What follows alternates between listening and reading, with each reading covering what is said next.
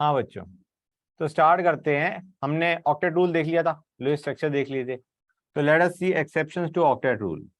पहला यार, incomplete octet. Incomplete octet मतलब 8 होनी चाहिए, 8 से कम है।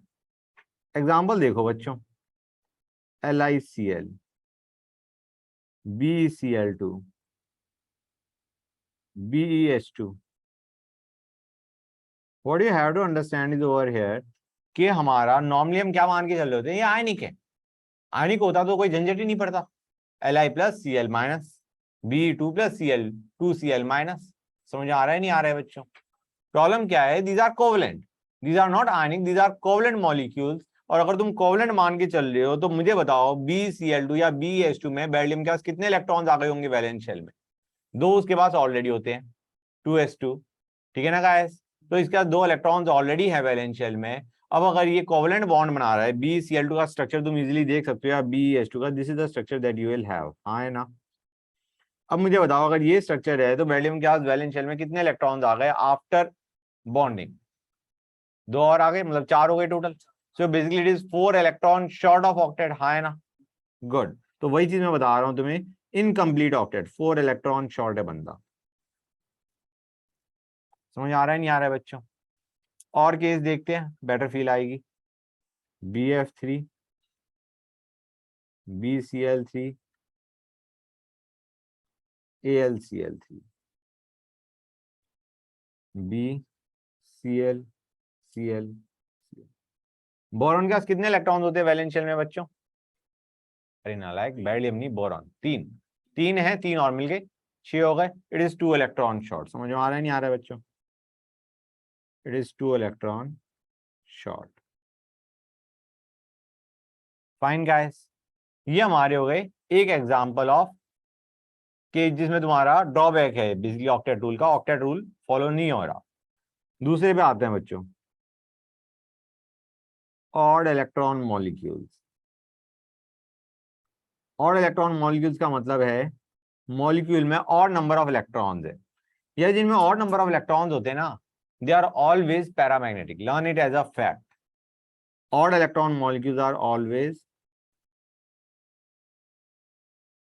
पैरामैग्नेटिक।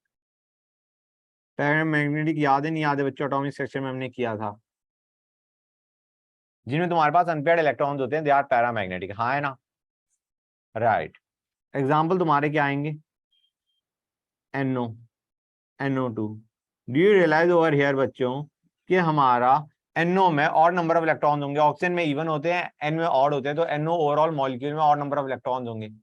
सिमिलरली NO2, ऑक्सीजन के वैसे भी 2 हैं, तो इवन वैसे भी होना था। ऑक्सीजन जो नाइट्रोजन है उसके पास ऑड नंबर ऑफ इलेक्ट्रॉन्स है, तो overall molecule has got odd number of electrons. So it is basically इसमें तुम्हारा ऑक्टेट रूल फॉलो नहीं हो सकता।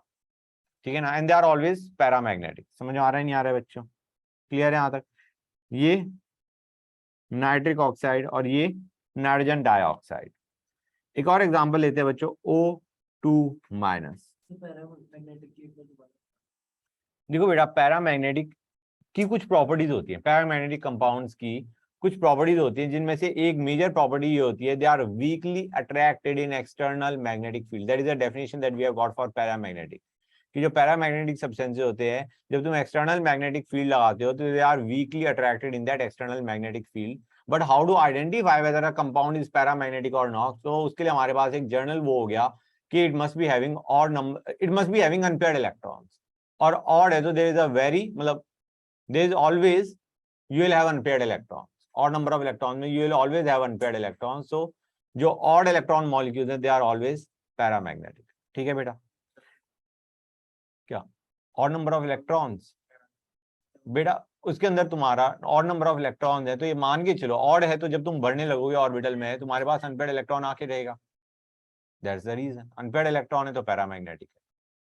अनपेयर्ड इलेक्ट्रॉन होनी चाहिए पैरामैग्नेटिक के लिए, ऑड इलेक्ट्रॉन मॉलिक्यूल्स में तुम्हारा अनपेयर्ड इलेक्ट्रॉन्स आके रहेंगे। तो बस वही है। क्लियर है यहां तक? ये O2-। Guys do you realize O2- is overall पे चार्ज, मतलब it will have odd number of electrons और नॉट? O2 में इवन नंबर ऑफ इलेक्ट्रॉन्स होते हैं, एक एक्स्ट्रा इलेक्ट्रॉन दोगे तो it will have odd number of electrons. So O2- भी क्या होगा? पैरामैग्नेटिक। इसे क्या बोलते हैं, इन्हें बोलते हैं super oxides. These are super oxide. जैसे KO2, KO2 में O2 पे चार्ज क्या होगा बच्चों, K पे +1 होता है, O2 पे चार्ज पूरे पे क्या होगा, -1। So this is a superoxide बच्चों। Clear guys? तो इन एनी केस अगर कोई पूछता है KO2 इज इट पैरामैग्नेटिक और डायामैग्नेटिक, तो हम कहेंगे पैरामैग्नेटिक है, क्योंकि O2- that has got odd number of electrons, it is paramagnetic बच्चों। क्लियर है या नहीं यहाँ तक? गुड गाइस, एक काम करते हैं, ये N और NO2 का स्ट्रक्चर बना के देखते हैं। बेटा ये हो गया हमारा नाइट्रिक ऑक्साइड, ये हो गया नाइट्रोजन डाइऑक्साइड। एनीवे NO पे आते हैं गाइस। ऑक्सीजन को 2 इलेक्ट्रॉन्स चाहिए, हमने डबल बॉन्ड बना दिया। अब नाइट्रोजन के पास वैलेंस शेल में कितने इलेक्ट्रॉन्स होते हैं, 5, 5, 2 इसने बना दिए, बचे इसके पास 3। तो अब एक चीज देखो, नाइट्रोजन के पास कितने इलेक्ट्रॉन्स आ रहे हैं, ऑक्सीजन के पास तो ऑक्सीजन का ऑक्टेट कंप्लीट है, इफ यू ऑब्जर्व केयरफुली, हाँ है ना, 6 इलेक्ट्रॉन थे, 2 और इलेक्ट्रॉन मिले डबल बॉन्ड से, तो इट हैज गॉट 8। नाइट्रोजन के पास कितने आ रहे हैं, उसके पास 5 से 2 उसने शेयरिंग में डाले, तो उसके पास 7 हो गए, राइट। तो इसके पास it has got a incomplete octet. समझ में आ रहा है, नहीं आ रहा है? गुड। एक और एग्जांपल लेते हैं NO2 का। N हमने कहा डबल बॉन्ड यहाँ पे बना दिया। अब यहाँ पे यू रियलाइज कि ऑक्सीजन का ऑक्टेट कंप्लीट है। अब नाइट्रोजन के पास एक ऑक्सीजन आ गया, उस ऑक्सीजन को 2 इलेक्ट्रॉन चाहिए। नाइट्रोजन कहेगा ये एक काम करता हूं, मैं अपना लोन पेयर दे देता हूं।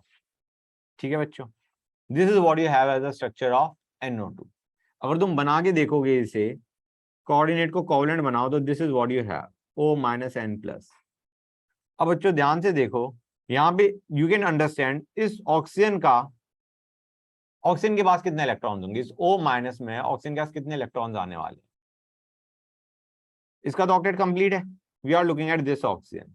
डू यू रियलाइज इसके पास 6 इलेक्ट्रॉन्स होते हैं, एक कोवलेंट बॉन्ड बना 7 हुए, एक नेगेटिव चार्ज आया 8 हुए, इसके पास 8 हो चुके हैं। व्हाट अबाउट नाइट्रोजन बच्चों? नाइट्रोजन पे हम कहेंगे नाइट्रोजन के पास 5 होते हैं। नाइट्रोजन के पास कितने होते हैं, 5। 5 में से इसने 3 बॉन्ड बनाए, कितने हो गए, 3 बॉन्ड बनाए, तो 3 और मिल गए, और एक पॉजिटिव चार्ज है, यू हैव गॉट 7। समझ आ रहा है, नहीं आ रहा है बच्चों? क्लियर और नॉट गाइस? फील आई नहीं आई? 5 उसके पास वैलेंस शेल में इलेक्ट्रॉन्स होते हैं, उसमें से एक हमने हटा दिया, पॉजिटिव है, और 3 बॉन्ड बनाए तो +3 कर दिया, it has got 7 electron. Clear और not guys? In any case मेरा काम ये था स्ट्रक्चर बताने का, स्ट्रक्चर इज समथिंग इंपॉर्टेंट। ठीक है बच्चों, यहां तक किसी बच्चों को कोई डाउट होनी तो नहीं चाहिए। नेक्स्ट पे आते हैं, एक्सपेंडेड ऑक्टेट, मतलब तुम्हारा 8 से भी ज्यादा इलेक्ट्रॉन्स होना। एग्जाम्पल देखते हैं बच्चों, PCl5, SF6, IF7, H2SO4। ठीक है ना बच्चों? फॉस्फोरस के पास कितने इलेक्ट्रॉन्स होते हैं वैलेंस शेल में बच्चों, 5। नाइट्रोजन के ग्रुप में लाई करता है, बंदे ने पांचों इलेक्ट्रॉन्स बॉन्डिंग में लगा दिए, 5 क्लोरीन के साथ बॉन्ड्स बना रहा है। तो अब फॉस्फोरस के पास इफेक्टिवली कितने इलेक्ट्रॉन्स हो जाएंगे वैलेंस शेल में, 10। 5 अपने थे, 5 और मिल गए, 10 हो गए, correct. It has got 10 electrons. अब आते हैं SF6। Guys I would prefer कि जो स्ट्रक्चर मैं बना रहा हूं वही तुम बनाओ। There is a reason, at one point of time हम स्ट्रक्चर बनाना भी सीखेंगे, तो it's better that you draw the correct structure. SF6, sulphur के पास 6 इलेक्ट्रॉन्स होते हैं, 6 और मिले कितने हो गए, 12 इलेक्ट्रॉन। IF7 अभी करता हूं बेटा, इतना ही ऊपर करना होगा।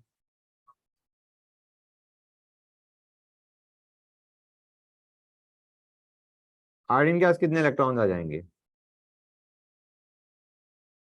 14 इलेक्ट्रॉन। गुड, कर लिया नोट बेटा? ओके।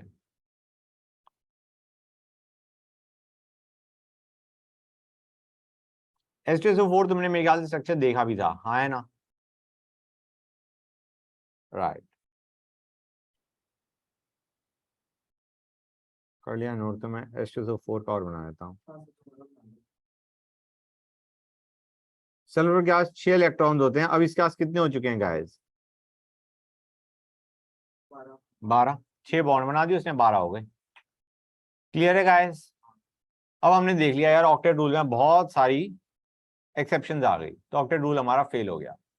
ठीक है बच्चों, octet theory failed. Okay guys, आगे चलते हैं।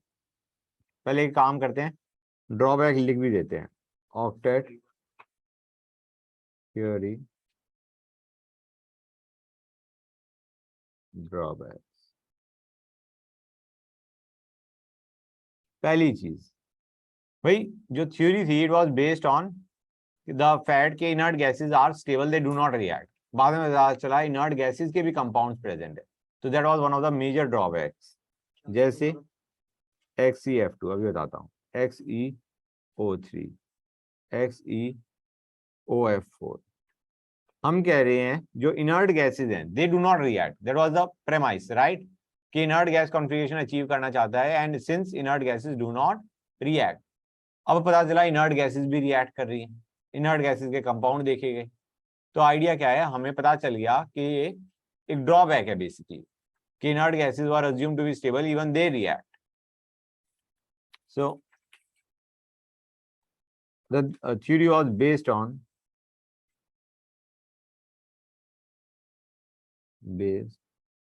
on inertness of noble gases. दूसरा बेटा क्रिप्टॉन का भी है, KrF2। ज्यादातर जो नीचे वाले हैं दे रिएक्ट, ऊपर वालों की रिएक्ट करने की टेंडेंसी नहीं होती। क्या इनर्ट है? क्रिप्टॉन इनर्ट है बेटा, इनर्ट गैस है। हाँ याद करो, नहीं एनीवे इधर ध्यान दो गाइस, यहां तक क्लियर है? Now it could not account for shape and stability of molecule.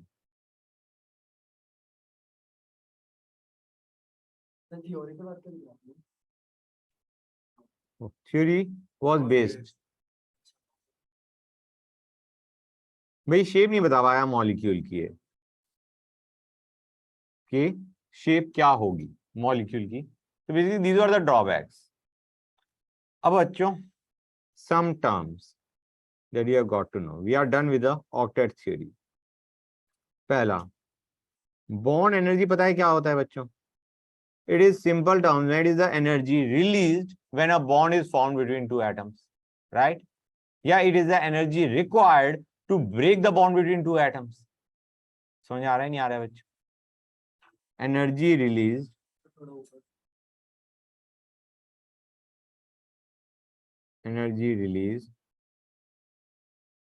when bond is formed between two atoms. Yeah, it is the energy required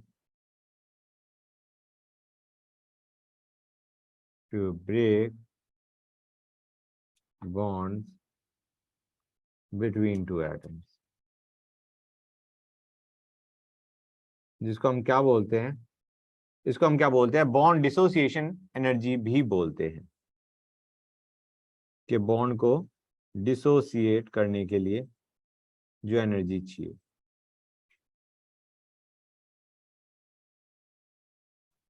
I think it is pretty clear to you, हाँ है ना? दूसरा आते हैं bond length पे। Bond length क्या होता है बच्चों? हमें पता है, it is the distance between the nucleus of two bonded atoms, हाँ है ना बच्चों? It is the distance between the nucleus of two bonded atoms. Third पे आते हैं बॉन्ड एंगल। क्या बॉन्ड एंगल या बॉन्ड लेंथ? एंगल अभी बता रहा हूं बेटा। Bond length is the distance between the two atoms, distance between the nucleus of two atoms when they are present in bonded state। मतलब जब बॉन्ड बन चुका है तो उन दोनों के बीच के न्यूक्लियस का जो डिस्टेंस है that is bond length. Definition लिखने की जरूरत है क्या? I mean I think it is pretty clear to you. अरे रे, रुको, it is the distance between nuclei of two bonded atoms. Clear है यहां तक? अब आते हैं बॉन्ड एंगल पे। It is the angle between bond pairs in a molecule. इसमें अभी ज्यादा क्लैरिटी नहीं आएगी because of the simple reason कि तुम्हें स्ट्रक्चर्स नहीं पता। स्ट्रक्चर्स पता चलते हैं, बेटर फील आती है। जैसे H2O है, उसमें this is not the structure that you actually have. H2O में the structure goes something like this, एक पेयर ऑफ इलेक्ट्रॉन्स, एक pair of electrons, hydrogen and hydrogen.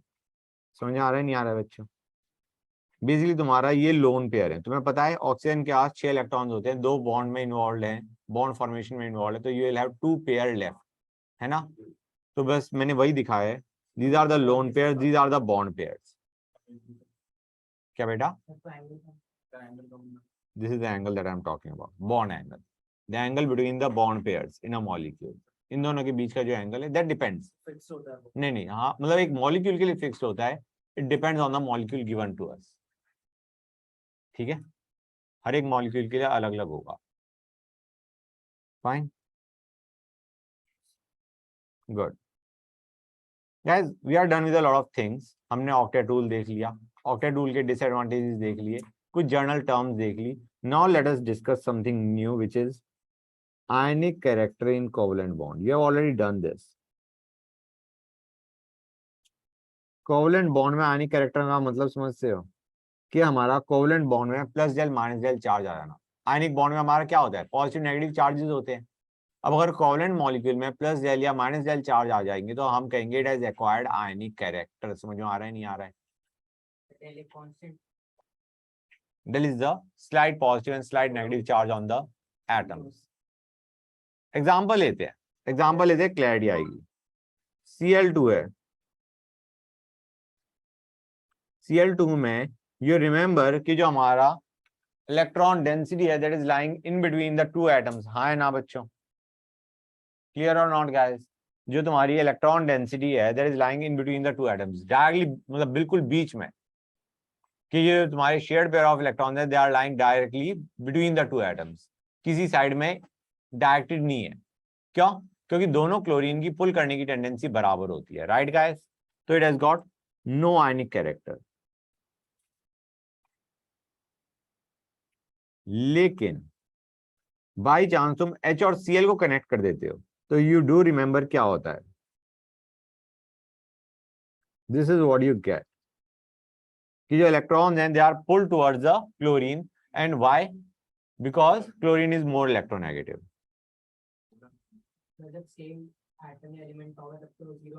हो क्या रहेगा? करेक्ट। अगर सेम एटम्स के बीच में बॉन्ड है तो तुम्हारा there will be zero ionic character. समझ में आ रहा है नहीं आ रहा है बच्चों? क्लियर है यहां तक? तो हमारा क्लोरीन इस केस में is more electronegative, so it will pull the electrons towards itself, and in this case your hydrogen will acquire slight positive charge, chlorine will acquire slight negative charge। समझ में आ रहा है नहीं आ रहा है बच्चों?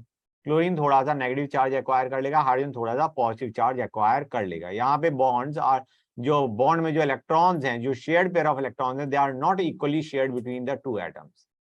ठीक है ना गाइस? इक्वली शेयर्ड नहीं है, एक ने पुल कर लिया अपनी तरफ थोड़ा चार्ज। अब ये मैं बताता हूँ यार, ये जो मैंने डेल लिखा है, एक चीज तुम्हें समझ आ रही है या नहीं आ रही है कि अगर हम +1 -1 ले लेते हैं तो आयनिक बॉन्ड बन गया। हाँ है ना? अगर हम +1 -1 ले लेते हैं that basically means the bond is not covalent, it is ionic. तो प्लस डेल या minus del has to be less than the charge on electron. क्योंकि अगर +1 प्लस या माइनस ले लेते हैं, क्लोरीन पे Cl माइनस बना देते हैं, इसका मतलब है एक इलेक्ट्रॉन वो पूरा ले चुका। अब मैं प्लस डेल माइनस डेल की बात कर रहा हूं तो del has to be less than the charge on electron. हाँ है ना? ऑब्वियस सी बात है।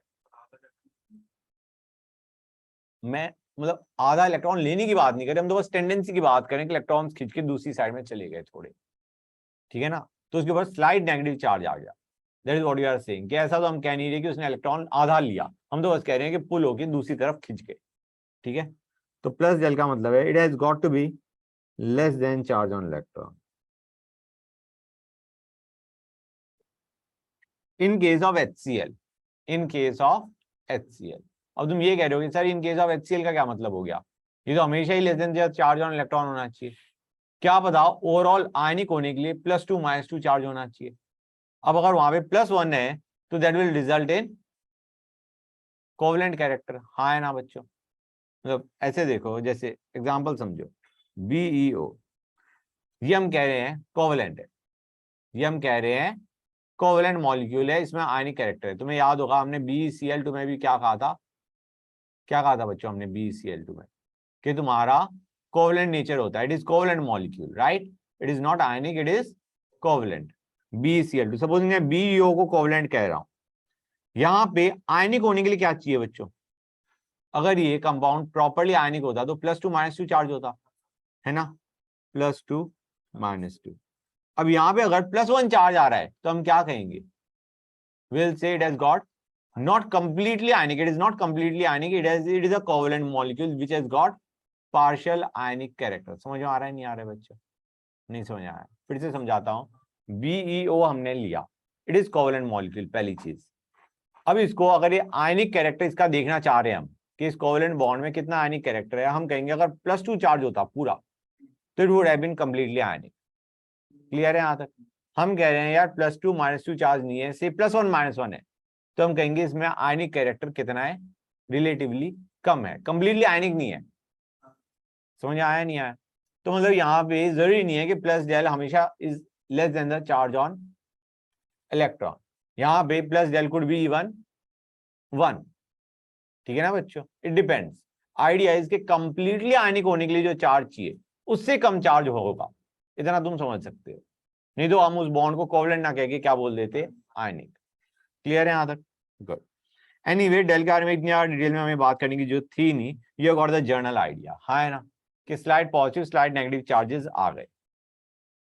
अब बच्चों अगर हमारे पास ए है, बी है, ए पे प्लस डेल चार्ज है, बी पे माइनस डेल चार्ज है, तो हम क्या कहेंगे बच्चों, this kind of bond is known as a polar covalent bond, it is known as a polar covalent bond बच्चों, ठीक है, क्लियर है guys.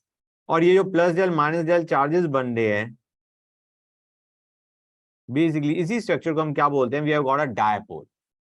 Polar covalent bond means we have got a dipole. समझ में आ रहा है नहीं आ रहा है बच्चों, it implies we have got a dipole, fine, right. अभी जो डायपोल होता है इसमें दो चीजें होती है, dipole has got direction and magnitude, vector quantity, correct. तो हम कह रहे हैं अगर plus del minus del charges हैं तो we have got a dipole and dipole has got direction as well as magnitude. Direction simple है बच्चों, direction is from positive to negative है, मतलब अगर तुम HCl में डायरेक्शन देख रहे हो तो it will be like this. समझ में आ रहा है नहीं आ रहा है बच्चों, क्योंकि hydrogen has got plus del charge, chlorine has got minus del charge, this is the direction of dipole. Magnitude की हम बात कर रहे होते हैं, we talk about dipole moment, we talk about dipole moment, what is the magnitude. तो guys उसको हम डिफाइन करते हैं in terms of dipole moment. आते हैं डायपोल मोमेंट पे बच्चों।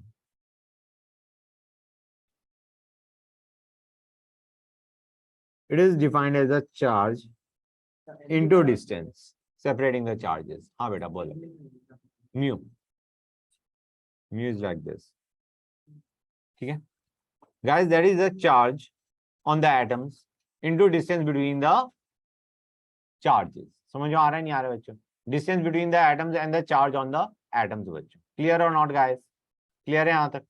मतलब अगर हम HCl ले रहे हैं, हमें पता है H पे चार्ज प्लस डेल है, Cl पे माइनस डेल है, तो हम डेल वैल्यू रखेंगे Q में, और ये जो इन दोनों के बीच का डिस्टेंस है D, वो रखेंगे यहाँ पे। समझ में आ रहा है नहीं आ रहा है बच्चों।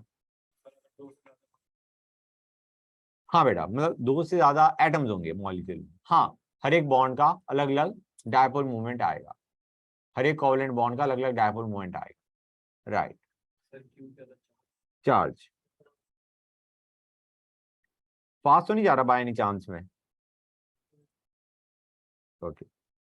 म्यू की एसआई यूनिट में हम क्या लेते हैं, चार्ज को लेते हैं कूलम में, डिस्टेंस को लेते हैं मीटर में, कूलम मीटर।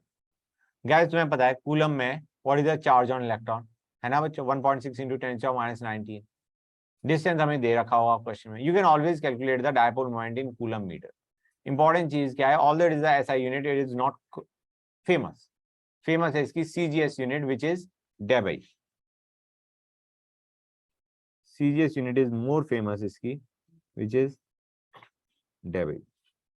अब बच्चों यू कैन ऑटोमेटिकली अंडरस्टैंड कि सबसे पहले हमें क्या चाहिए, जैसे हमें चार्ज ऑन इलेक्ट्रॉन पता है किसके अंदर बच्चों, कूलम में, we need the charge of electron in a different unit. समझ में आ रहा है नहीं आ रहा है बच्चों, विच मेक्स अप डेबई। समझ में आ रहा है नहीं आ रहा है, हमें चार्ज ऑफ इलेक्ट्रॉन उस यूनिट में चाहिए जिसमें डायपोल मोमेंट की यूनिट डेबई है, ठीक है ना बच्चों। अब गाइस ध्यान से देखो, पहली चीज 1 debye is 10⁻⁻18 ESU centimetre. ESU is a unit of charge, centimetre distance की आ गई, ठीक है। ESU is a unit of charge. अभी मैं बताऊंगा 1 इलेक्ट्रॉन पे चार्ज कूलम में कितना होता है बच्चों, इन ESU it is 4.8 into 10⁻⁻10 ESU। Clear है गाइस, ठीक है। This is charge of electron in ESU। तो बच्चों ये हमारा हो गया। अब गाइस सबसे इंपॉर्टेंट चीज क्या है, जितना मैंने बताया उसे हिसाब से तुम क्वेश्चन सॉल्व नहीं कर पाओगे। All the information is complete, you won't be able to solve the question. So let me give you a question which will clear your doubts.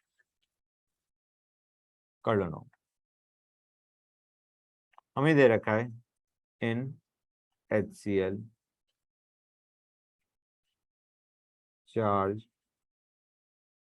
on hydrogen atom is 1/4 the charge on electron.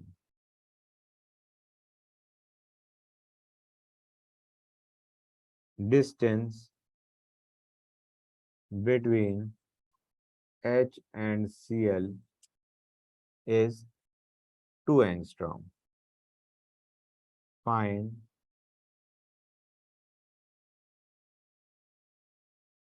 mu in debye. Okay guys, एक question करोगे clarity बढ़ेगी। हम कहेंगे काम करो, find dipole moment इन debye, ठीक है guys. एक काम करते हैं, डायपोल मोमेंट निकालते हैं। 1/4 द चार्ज ऑन इलेक्ट्रॉन, 1/4 कर दिया। चार्ज ऑन इलेक्ट्रॉन ESU में कितना होता है बच्चों, ये ESU में आ गया। हमें जो डिस्टेंस है वो किसमें चाहिए गाइस, सेंटीमीटर में। डेबई के लिए the distance should be in centimetre. 2 angstrom centimetre में कितना आएगा बच्चों,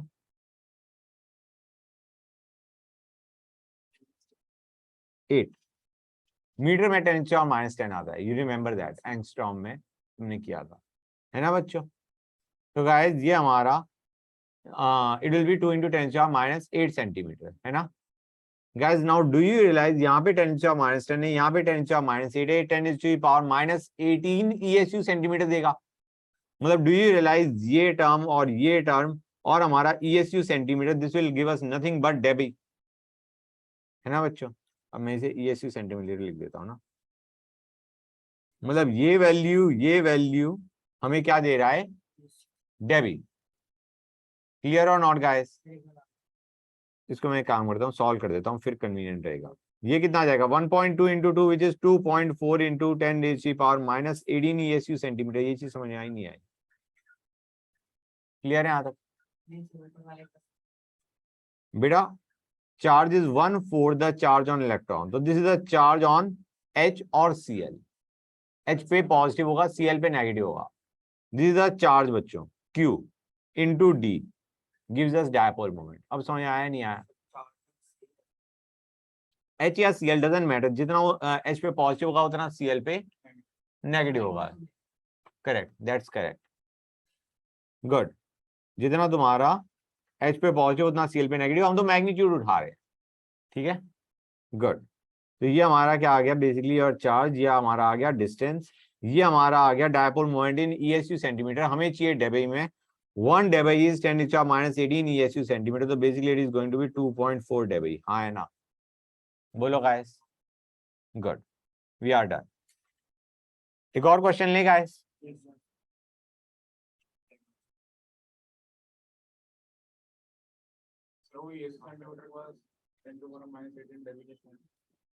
नहीं मतलब 10⁻18 ESU सेंटीमीटर को मैंने 1 डेबी लिख दिया, ये रहा ना बेटा, 1 debye is 10⁻18 ESU centimetre, that's what I did.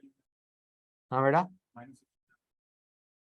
हाँ तो तुम कैलकुलेट कर लेना, ठीक है, ओके। हाँ बेटा,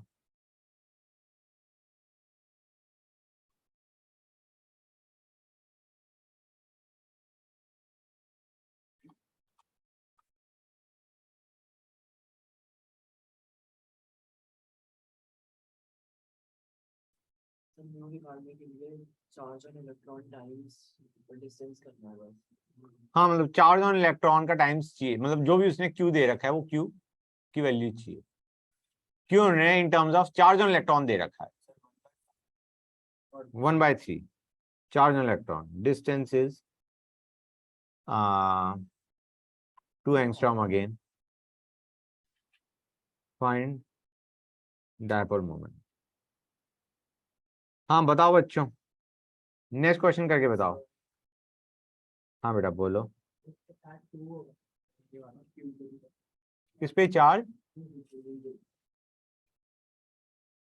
1/3 का चार्ज ऑन इलेक्ट्रॉन दे रखा है बेटा, 32 तो नहीं आने वाला, इतना बड़ा तो नहीं आएगा, it is going to be 3.2, absolutely correct, it is 3.2.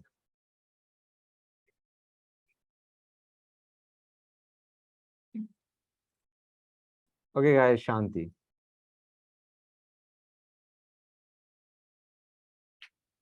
I hope this thing is clear to you guys, clear है यहाँ तक। अब बच्चों इसी क्वेश्चन की मैं लैंग्वेज खराब करके तुम्हें दे रहा हूँ, try doing it in BeO. The charge on Be is 1/3 the charge if the bond had been completely ionic.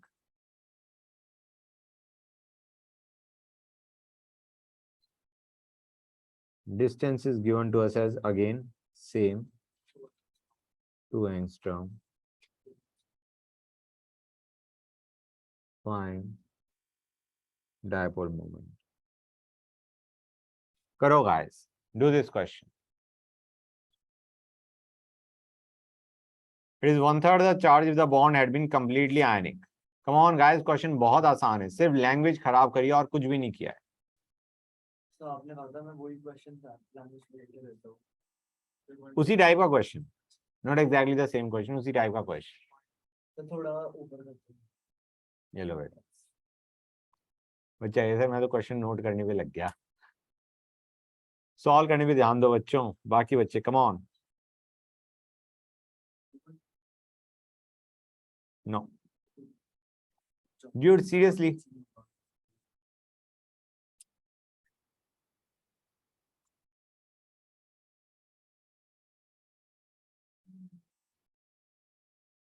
Completely ionic होता तो चार्ज क्या होता, 2 होता, 2 times the charge on electron होता। अब उसका 1/3 हो गया भाई, what's the big deal guys, फटाफट बताओ, आंसर बताओ।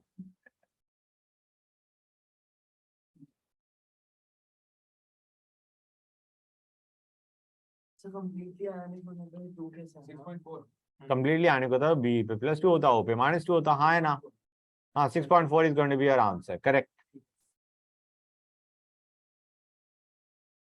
तो हम क्या कहेंगे, it is 1/3 the charge if the bond had been completely ionic होता तो charge would have been 2 times the charge on electron into distance.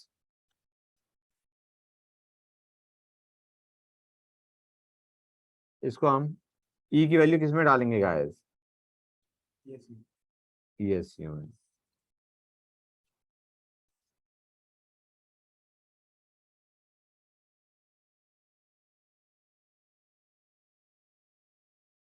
ये डेवी में दे देगा आंसर, हाँ है ना बच्चों? Good, we are done with the questions. Okay, अब आते हैं बच्चों, हमें पता है, क्या पता है कि तुम्हारा गाइस जो डायपोल्स होते हैं they are vector quantities, right? They got direction as well as magnitude. तो हम देखना चाह रहे हैं what is the net dipole moment in a molecule. Net dipole moment in a molecule. Sir उससे पहले एक और क्वेश्चन दे दो क्लैरिटी। यार वैल्यूज ही चेंज कर रहा हूँ, कोई फायदा नहीं है, इसी क्वेश्चन को फिर से करके देख लेना। What is the net dipole moment in a molecule? That depends on the structure guys, क्योंकि वेक्टर क्वांटिटी है, you have to add them. ये जो हमारा है, this is a perfect, it has got a perfect symmetry. ये तुम्हारे हर एक they are at a angle of 120 degree. समझ आ रहा है नहीं आ रहा है? They are in one plane, they are at a angle of 120 degree. हमें पता है एल्यूमिनियम पे प्लस डेल चार्ज होगा, Cl पे माइनस डेल चार्ज होगा, and this is what you will have, हाँ या ना? ये 3 डायपोल होंगे नहीं होंगे गाइस? 1 2 एंड 3। हमने पॉजिटिव टू नेगेटिव लेके गए हैं गाइस, हमें बताया तीनों क्लोरीन पे माइनस डेल चार्ज है। So what we can say is these are the 3 dipoles, what is going to be the net sum बच्चों? फिजिक्स आती है बता? हाँ हाँ, तीनों का वेक्टर सम क्या आएगा? 0 आएगा, सिमेट्री है, correct. Net dipole moment in a molecule is 0। समझ आ रहा है नहीं आ रहा है गाइस? इसको हम क्या बोलेंगे? Mu net. डायपोल्स प्रेजेंट है लेकिन नेट डायपोल मोमेंट क्या है? 0। Net dipole moment in a molecule is 0। अब गाइस अगर म्यू नेट इक्वल टू 0 है तो ऐसे मॉलिक्यूल को हम बोलते हैं non polar molecule.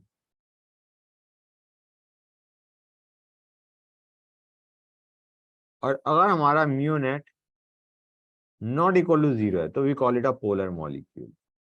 Understand guys, polar bond, non polar bond, polar molecule, non polar molecule. जब हम polar bond, non polar bond की बात कर रहे थे, we are talking about a particular bond बच्चों। समझ आ रहा है नहीं आ रहा है? अब हम पूरे मॉलिक्यूल के अंदर डायपोल मोमेंट देख रहे हैं। Clear guys? जैसे AlCl3, इसमें तुम्हारे डायपोल्स प्रेजेंट है लेकिन नेट डायपोल मोमेंट 0 है। कुछ फील आ रही है नहीं आ रही है? मतलब polar molecule, try to understand, या ऐसे समझो नॉन पोलर मॉलिक्यूल 2 सिनेरियो में बन सकता है। या तो हमारे पास कोई डायपोल ही प्रेजेंट नहीं है, या डायपोल्स प्रेजेंट हैं and they are symmetrically arranged such that the net dipole moment comes out equal to 0। Non polar molecule 2 scenario में बन सकता है, या तो तुम्हारे पास डायपोल प्रेजेंट ही नहीं है, या फिर या मतलब उसको डायपोल प्रेजेंट ना होने को हम ये भी बोल सकते हैं पोलर बॉन्ड प्रेजेंट नहीं है। या तो पोलर बॉन्ड ही प्रेजेंट नहीं है तो तुम्हारे पास नॉन पोलर मॉलिक्यूल है, या पोलर बॉन्ड प्रेजेंट है but they are so arranged that the net dipole moment comes out equal to 0। समझ आया? हाँ, तो HCl में पोलर बॉन्ड है and you have got a polar molecule as well, क्योंकि उसके अंदर नेट डायपोल मोमेंट 0 नहीं आ रही। हाँ बेटा बोलो। तो डायपोल किसी नहीं होगा, उसका एक एग्जांपल। H2Cl2, ठीक है, क्लियर है यहां तक? उसके अंदर तुम्हारा you don't have any dipole. मतलब तुमने, तुम्हारा क्वेश्चन यही था ना कि अब डायपोल नहीं है।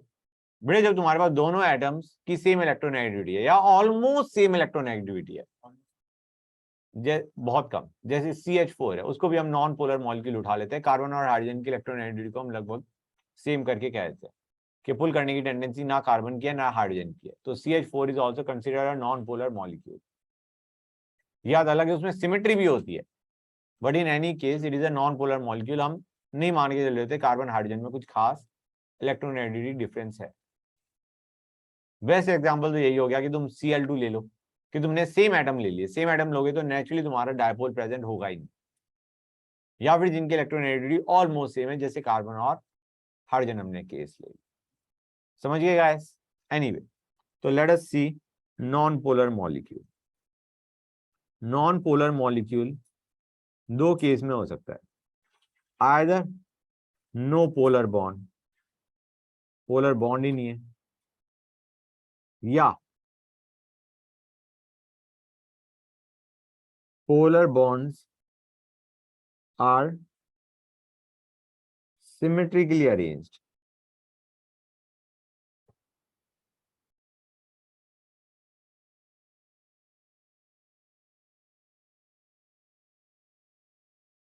Such that the net dipole moment comes out equal to 0. समझ आ रहा है नहीं आ रहा है बच्चों? पोलर मॉलिक्यूल में क्या होना चाहिए?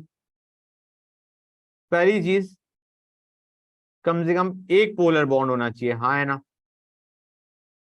पोलर बॉन्ड तो होना चाहिए। और दूसरा, they should not be symmetrically arrange, के सारे कटकटा के 0 हो गए। Correct. So arrange that mu net is not equal to 0. Clear है या नहीं बच्चों? क्लियर है गाइस? तो एग्जांपल लेते हैं नॉन पोलर मॉलिक्यूल जिसके अंदर तुम्हारा डायपोल्स प्रेजेंट है, ठीक है? तो गाइस सिमेट्रिकली अरेंज है बेसिकली, जैसे BeCl2। गाइस शेप तुम्हें पता नहीं, स्ट्रक्चर तुम्हें पता नहीं, इसलिए अभी जो मैं बोल रहा हूं उसको मान के आगे चलेंगे। क्या? कि BeCl2 का लीनियर स्ट्रक्चर होता है, नॉन पोलर आएगा मॉलिक्यूल, क्योंकि एक डायपोल इधर एक डायपोल इधर, दोनों की डायपोल मोमेंट भी सेम है, कटकटा के 0। राइट। BF3 जो हमने AlCl3 के लिए देखा था, किसके लिए देखा था हमने? मुझे यही याद नहीं आ रहा, ऊपर हमने एक केस लिया था, AlCl3 लिया था, वही केस तुम्हारा BF3 में होके रहेगा। नेट डायपोल मोमेंट क्या आ गई? 0। ये लीनियर है, नीचे वाला ट्रायगोनल प्लेनर बोलते हैं इसे, trigonal planar. You can understand guys, एक ही प्लेन में है एंड ट्रायंगल शेप में। समझ आ रहा है नहीं आ रहा है गाइस? कुछ और भी केस है, जैसे CH4 सिमेट्रिकली अरेंज्ड है, ठीक है ना गाइस? वो भी 0 है, लेकिन उसमें हम कहेंगे नॉन पोलर बॉन्ड ही नहीं है। CF4 लोगे, CF4 वहां पे तुम्हारे पास पोलर बॉन्ड है, लेकिन नेट डायपोल मोमेंट 0 आएगी, ठीक है ना guys?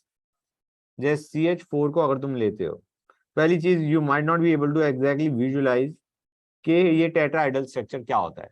It is symmetrically arranged. क्या? नहीं नहीं, this is the structure that you have. It is something like this, ऐसे समझो इसे। इसको हम करेंगे not in today's class, next class में इसे डिटेल में करेंगे। इसका स्ट्रक्चर इस टाइप का होता है। कुछ फील आ रही है नहीं आ रही है? बेटा ऐसे मान के चलो, ट्राई टू अंडरस्टैंड, ये एक उसे क्या बोलते हैं, टेट्राहेड्रन है। टेट्राहेड्रन समझ आता है?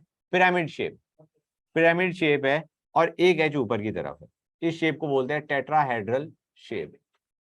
हाँ, डायमंड शेप जो आती है, करेक्ट। समझ आया नहीं आया बच्चों? गाइस सामने ध्यान दो, ठीक है ना? तो गाइस ये हमारा स्ट्रक्चर हो गया। इसमें तुम्हारे पास नॉन पोलर बॉन्ड है, समझ में आ रहा है नहीं आ रहा है बच्चों? You got non polar bond, इसलिए तुम्हारा डायपोल मोमेंट नेट क्या आ रहा है? 0। डायपोल भी प्रेजेंट नहीं है, लेकिन सपोजिंग तुम यहाँ पे इंस्टेड ऑफ CH4 तुम Cl4 ले लेते, नाउ यहाँ पे डायपोल प्रेजेंट है, 4 प्रेजेंट है, if you can see, positive to negative, लेकिन they are symmetrically arranged, net dipole moment is going to come out equal to 0। Symmetric नहीं दिख रहा ना, कोई बात नहीं, सिमेट्रिक होता है, मैंने तो तुम्हें कहा ही था, you will have to take it as a fact for the time भी, ठीक है? दे आर सिमेट्रिकली अरेंज्ड के नेट डायपोल मोमेंट अगर तुम देखना चाहोगे, it is going to come out 0, ठीक है? मैंने तो खुद गाय नहीं लग रहा होगा, कोई बात नहीं, अभी मान के चलो, ठीक है ना गाइस? बेसिकली इन तीनों का जो नेट होगा that is going to be downward. इतना समझ आ रहा है नहीं आ रहा है? और ये जो डाउनवर्ड है that will be equal to the upward of that chlorine. इनका जो नेट है that is not exactly down. अगर तुम ध्यान से देखो, they are at a angle. ये जो तीन है, एंगल पता है? हाँ एंगल मैं बता सकता हूँ, अभी नहीं बता रहा। इट इज इससे एंगल 109 बता। 109 डिग्री 28 मिनट्स। ओके, ठीक है ना। हाँ मैं क्या कह रहा था, ये तीन यहाँ पे है, ठीक है ना गाइस, ये है, एंड इनका जो नेट डायपोल मोमेंट है वो नीचे की तरफ है, ठीक है ना गाइस। अब पूरा एग्जैक्टली तुम्हारा ये नीचे की तरफ तो है नहीं, ये जो तीन नीचे मैंने दिखा रखे हैं, तो इनका जब तुम वेक्टर सम लोगे तो बेसिकली एक चीज तो ये समझो कि इनका सपोजिंग मैं दो मानता हूं, एक तुम्हारा ये वाला प्लेन और एक तुम्हारा नीचे वाला। तो डू यू रियलाइज ये जो तीन है, ये जो मैंने तीन बनाए हैं, इनका इस प्लेन में सम जीरो आने वाला है। तो try to visualise it like this, ये सम तो जीरो आ जाएगा। थोड़ा 3D में विजुलाइज करके देखो।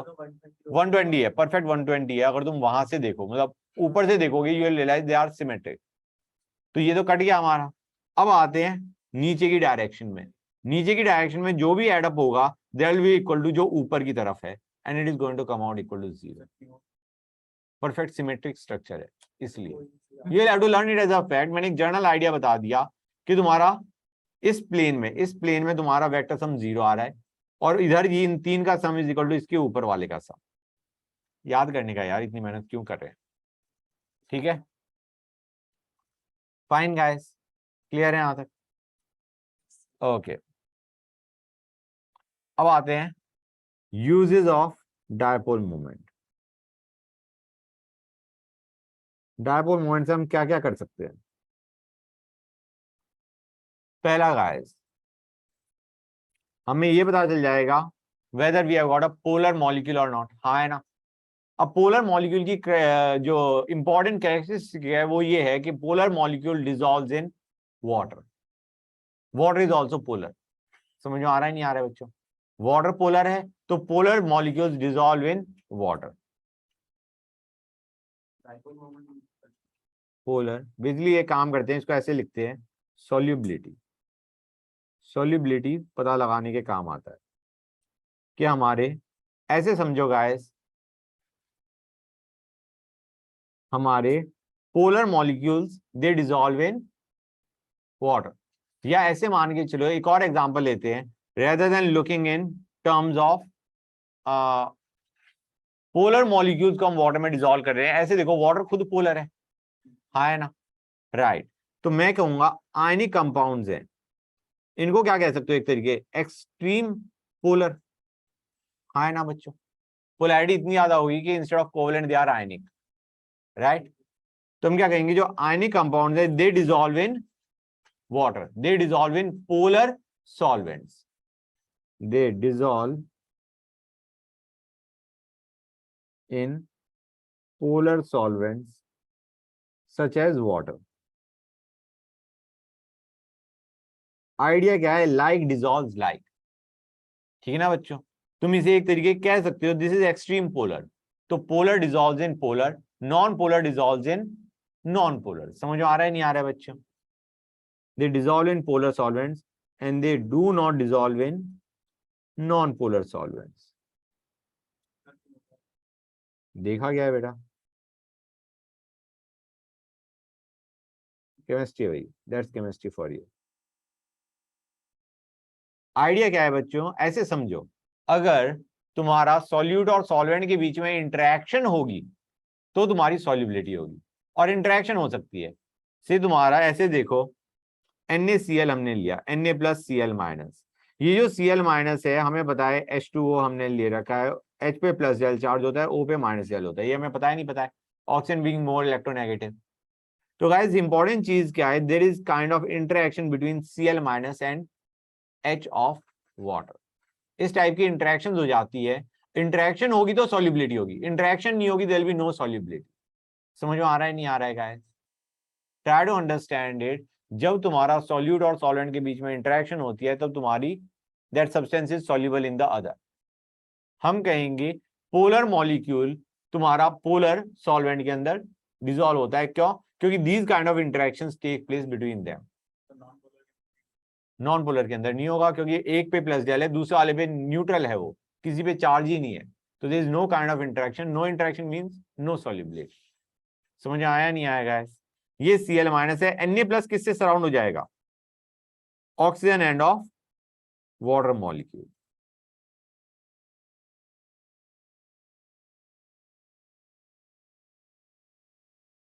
Will be surrounded by oxygen end of water molecule. दिख रहा है नहीं दिख रहा है गाइस?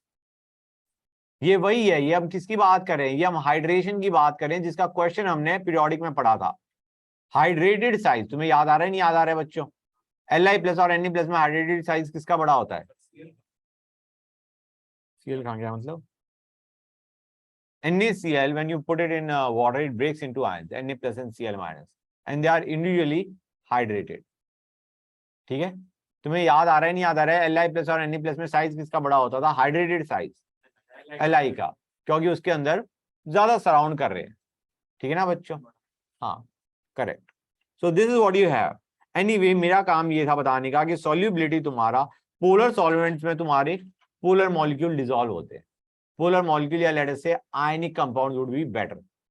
समझ आ रहा है नहीं आ रहा है guys? Good. And they do not dissolve in non polar solvents, क्योंकि ionic compounds are highly polar, if you can understand that. समझ आ रहा है नहीं आ रहा है बच्चों? गुड। नेक्स्ट क्या हो गया? ये स्टेटमेंट नोट कर रहे हो? ओके, 1 सेकेंड, यहाँ पे मैंने लिखा गया था 1, so let us go on to 2. To determine ionic character in covalent bond, हमें देखना है कितना आयनिक कैरेक्टर है कोवलेंट बॉन्ड के अंदर। वो निकालने के लिए भी हम डायपोल को यूज करते हैं। बड़ा आसान फॉर्मूला है गाइस निकालने का। Percentage ionic character, it can be written as experimental dipole moment by dipole moment if bond is completely ionic. अभी रुक जाओ, into 100. Good, that's your percentage. Guys, example लेते हैं, एग्जाम्पल से ही क्लैरिटी आएगी। एक क्वेश्चन उठाते हैं। HCl का हमें डायपोल मोमेंट दे रखा है 1.2 dBi, डिस्टेंस दे रखा है between H and Cl as 1 angstrom. Find percentage ionic character in HCl। हम क्या कहेंगे बच्चों? हम कहेंगे भाई तुम्हारा this is the actual dipole moment, experimental dipole moment. अगर हमारा बॉन्ड कंप्लीटली आयनिक होता, डिस्टेंस तो वही रहता, मतलब डिस्टेंस हम मान के चल रहे हैं वही है, लेकिन तुम्हारा चार्ज क्या हो जाता अगर बॉन्ड कंप्लीटली आयनिक है? चार्ज, हाँ, चार्ज ऑन इलेक्ट्रॉन। तो गाइस वहां से तुम डायपोल मोमेंट निकालो, अगर बॉन्ड कंप्लीटली आयनिक होगा, चार्ज को क्या उठा लोगे? Charge on electron. समझ आया नहीं आया? 4.8। तो basically do you realize guys, जो हमारा dipole moment if the bond is completely ionic है, वो वैल्यू क्या उठ के आने वाली है guys? 4.8 into 10⁻⁻⁻, into 10⁻⁻8, which is your distance, which will be nothing but 4.8 dBi। हाँ है ना? तो हम कह सकते हैं 1.2 by 4.8 into 100 will be your percentage ionic character।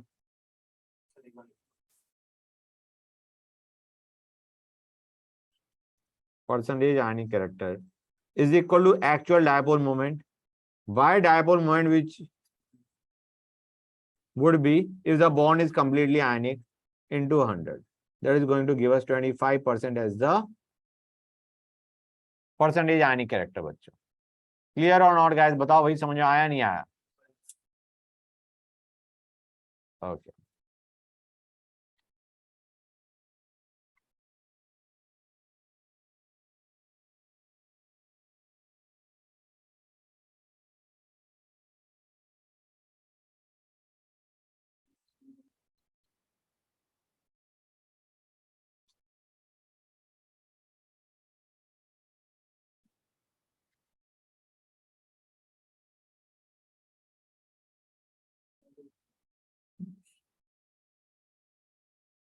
हाँ बच्चों, क्वेश्चन नोट किया?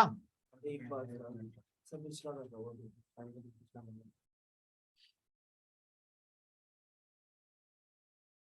इतने बाकी बच्चे ट्राई करके देखो। इस क्वेश्चन में तुम रियलाइज करोगे एक इंफॉर्मेशन कंप्लीटली मिसिंग है। क्या मिसिंग है?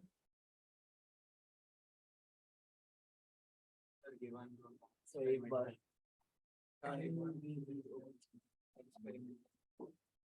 गाइस यहाँ पे हमें डिस्टेंस नहीं दे रखा, लेकिन गाइस ट्राई टू अंडरस्टैंड, हमारा डिस्टेंस दोनों में सेम ही तो रहता है। मतलब चाहे हम एक्सपेरिमेंटल डायपोल मोमेंट देखें या dipole moment when the bond is completely ionic देखें, d is going to be same, d is going to get cancelled out. तो basically what we need is the ratio of charge experimental by charge if the bond is completely ionic into 100 will give us the answer. तो कोई मुझे answer बताएगा? हाँ,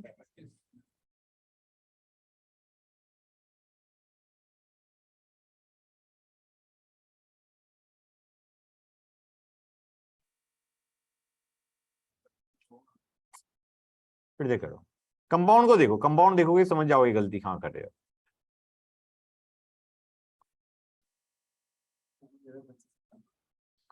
एक बार से तो 400 लिख के जाते हैं। करके देखो। ऑनलाइन वाले बच्चों को समझ में आ रहा है नहीं आ रहा है? 1/4 ही लिखा है ना आपने। हाँ हाँ, 1/4 the charge on electron, not 1/4 the charge if the bond was completely ionic. जो तुमने आंसर बताया ना वो बताया है इफ द बॉन्ड वाज। मेरे ख्याल से तुम एरर तो समझ गए, आंसर निकाल दो अब। बच्चों प्लीज करो, come on guys do it, मजे नहीं।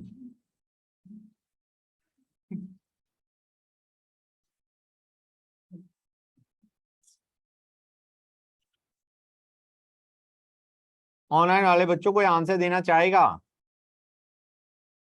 50%। मूड खराब सा हो रहा है। एक बार से 2 मिनट दो।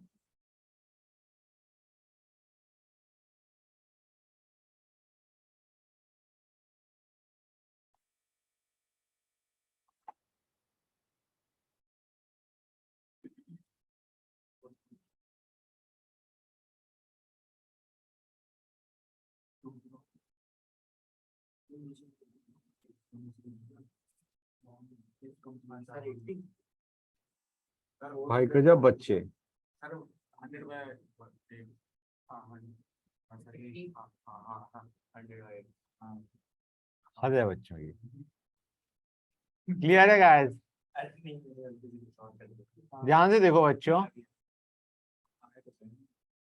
Okay fine guys please. Okay समझ आ गया नहीं आ गया बच्चों? बेटा परसेंटेज आयनिक कैरेक्टर के अंदर हमने देखा डायपोल मोमेंट एक्चुअल कितना है यार? 1/4 the charge on electron, this is the charge into distance. अब अगर बॉन्ड कंप्लीटली आयनिक होता तो what would have been the charge बच्चों? हाँ सर 2 ही इनटू डिस्टेंस। अच्छा ठीक है हाँ। अब समझ आ गया? गुड, नेक्स्ट पे चले।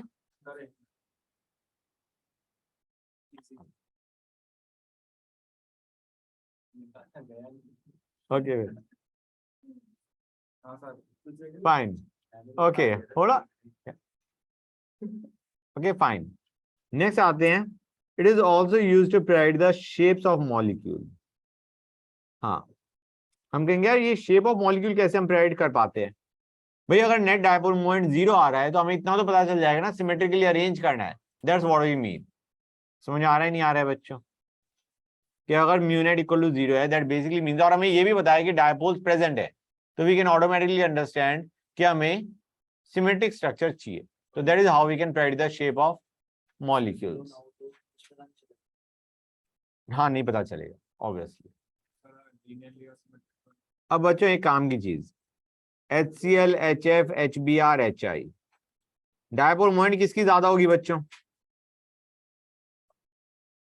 डोंट थिंक, तुम आंसर करेक्ट भी दे सकते हो इनकरेक्ट भी दे सकते हो, it doesn't matter. What is important is जो मैं अभी बताने वाला हूं, हम कहेंगे चार्ज के टर्म में देखा जाए तो तुम्हारा आंसर क्या होना चाहिए? HF होना चाहिए चार्ज की टर्म में, क्योंकि फ्लोरीन सबसे ज्यादा पुल करता है, सबसे ज्यादा इलेक्ट्रोनेगेटिव है। अगर डिस्टेंस की टर्म में देखोगे तो डिस्टेंस की टर्म में HI सबसे ज्यादा होना चाहिए। हाँ है ना, कि डिस्टेंस सबसे ज्यादा HI में है। तो guys we go as per charge, fact to learn.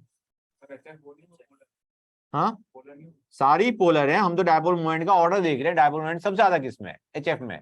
HI में सबसे कम है, ठीक है ना guys. Normally we go as per charge, normally, जैसे एक्सेप्शन भी बता देता हूं।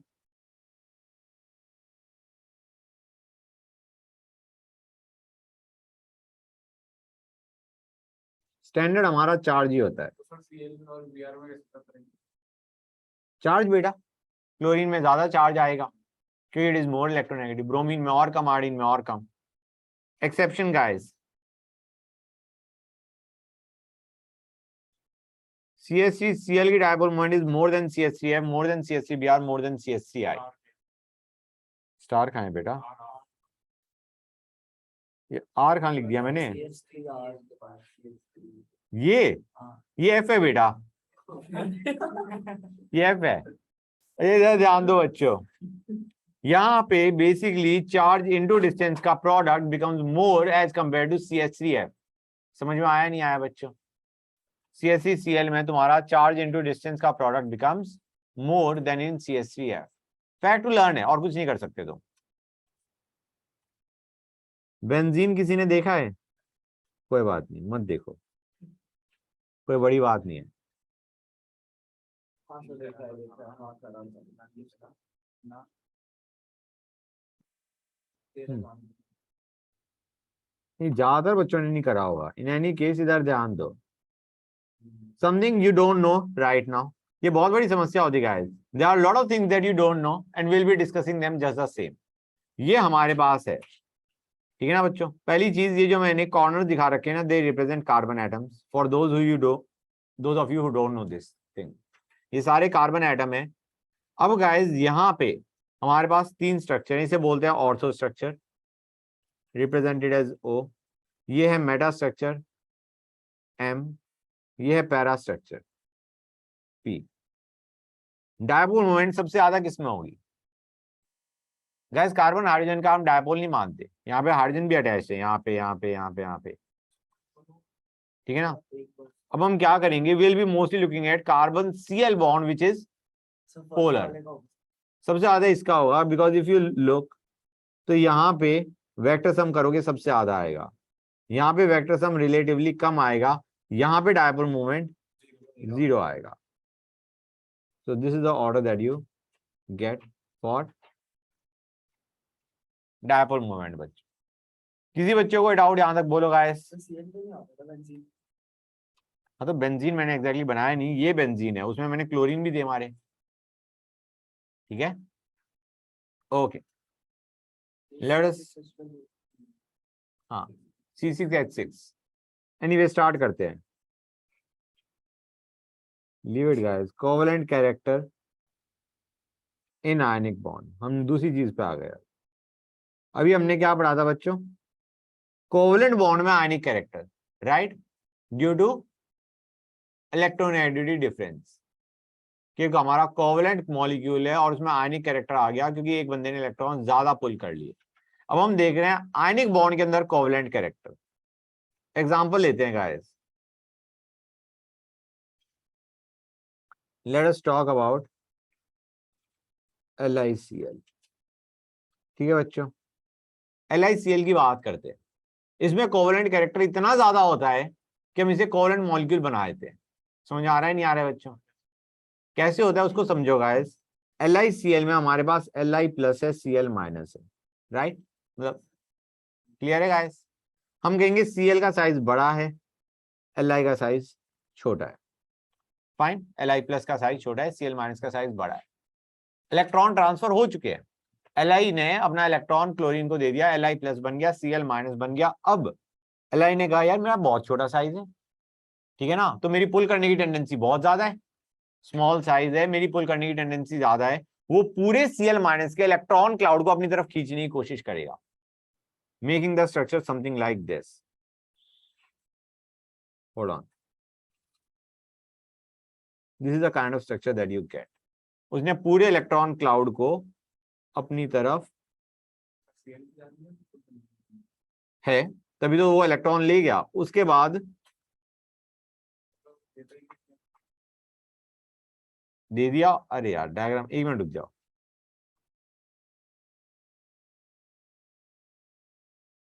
That seems nice.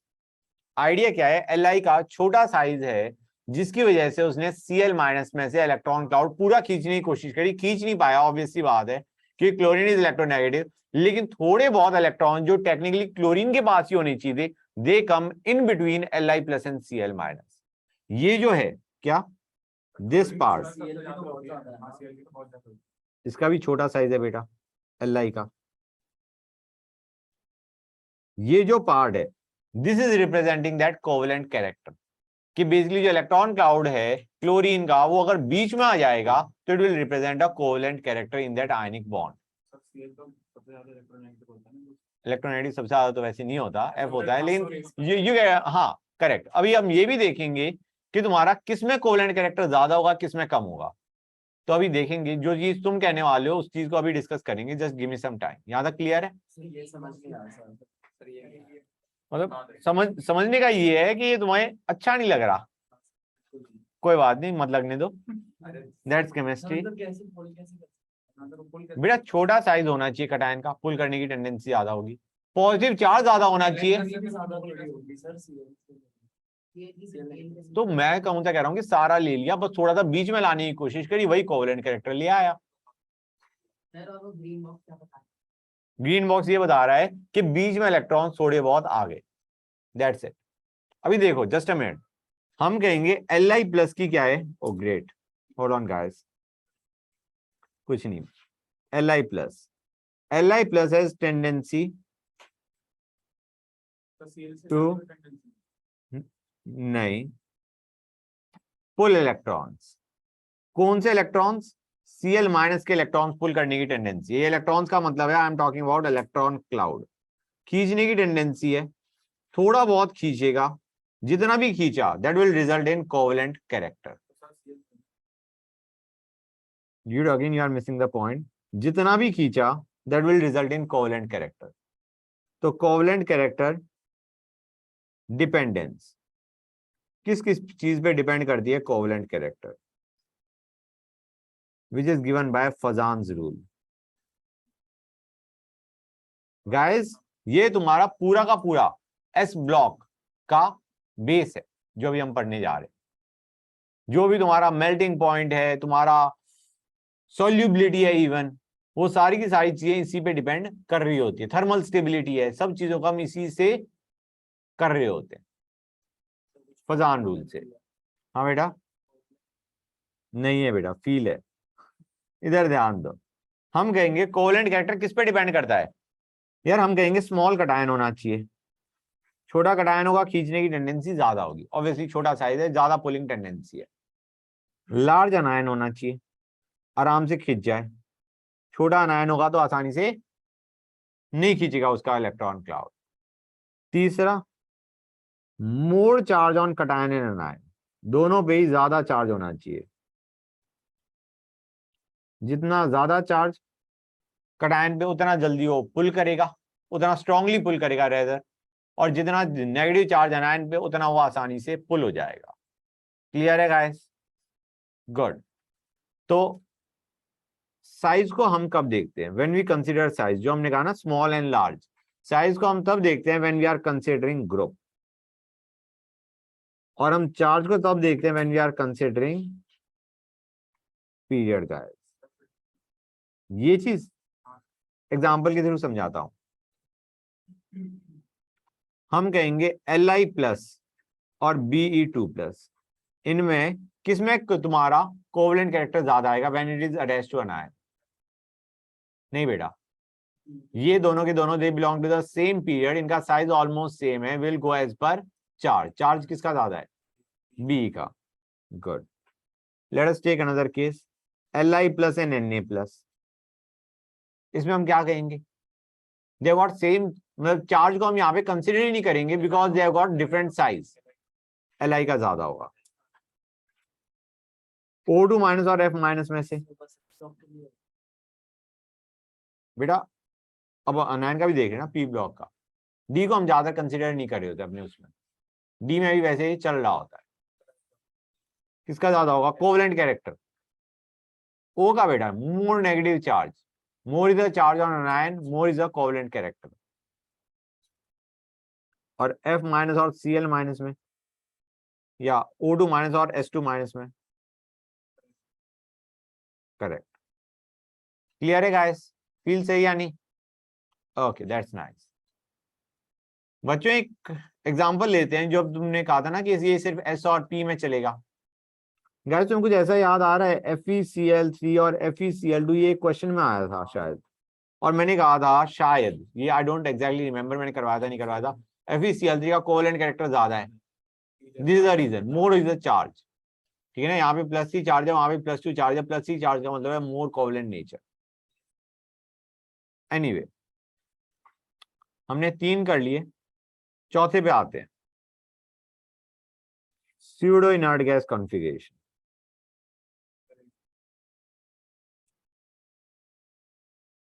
Pseudo inert gas configuration क्या होती है बच्चों? Your 18 electrons in the outer most shell. ठीक है गाइस, जैसे अगर हम Na+ को देखें, एग्जांपल लेते हैं, क्लैरिटी आएगी। Na+ and Cu+। गाइस यहाँ पे आइडेंटिफाई करना थोड़ा मुश्किल हो जाता है कि कोवेलेंट कैरेक्टर किसका ज्यादा है। हम कहेंगे Na+ में तुम्हारी कौन सी कॉन्फ़िगरेशन आती है guys? Inert gas proper. Cu+ में अगर तुम देखो तो ये got 3s2 3p6 4s1 3d10, हाँ है ना, एक इलेक्ट्रॉन बाहर फेंक दिया। Do you realise it has got 18 electrons in the outermost shell, है ना? This is your pseudo inert gas configuration. Guys जिनकी स्यूडो इनर्ट गैस कॉन्फ़िगरेशन होती है rather than proper inert gas configuration, they are more covalent. समझ आया नहीं आया? तो this is more covalent than Na+। मतलब अगर तुम NaCl और CuCl लोगे तो इसमें से कौन सा ज्यादा कोवेलेंट होने वाला हुआ? CuCl। This is going to be more covalent. समझ आ रहा है नहीं आ रहा है बच्चों? गुड। अब आते हैं काम की चीज पे गाइस। कटायन की पुलिंग टेंडेंसी को हम बोलते हैं polarising power.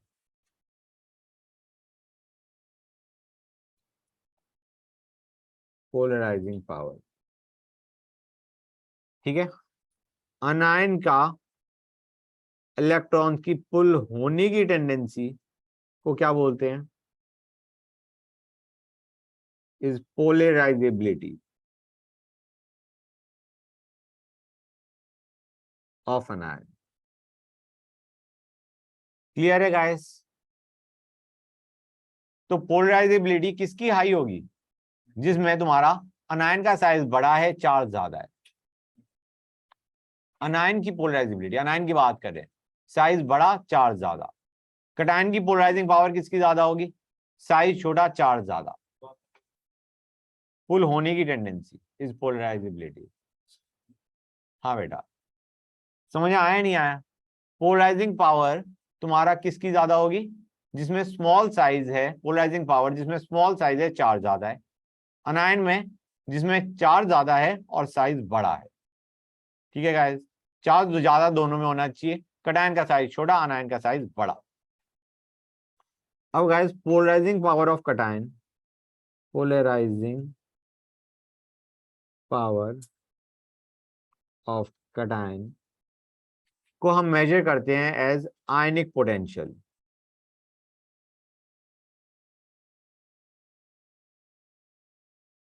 This is cation पे चार्ज टू कटायन का साइज। हाँ बेटा, अभी बताता हूँ, just give me time. Ionic potential of cation is defined as cation पे चार्ज बाय कटायन का साइज। मतलब एक चीज समझो बच्चों कि आयनिक पोटेंशियल अगर ज्यादा है, इसका मतलब क्या होगा? चार्ज ज्यादा है, साइज छोटा है, तभी तो वैल्यू बड़ी आएगी। हाँ या ना? हाँ 5। हम कहेंगे कटायन पे अगर हम आयनिक पोटेंशियल ज्यादा कह रहे हैं, इसका मतलब क्या है गाइस? चार्ज ज्यादा है, साइज छोटा है। हाँ या ना? आयनिक पोटेंशियल तो तभी ज्यादा होगा ना गाइस। और गाइस ये चीज अगर ज्यादा है, कटायन पे चार्ज ज्यादा है, साइज छोटा है, तो कोवेलेंट कैरेक्टर क्या होगा?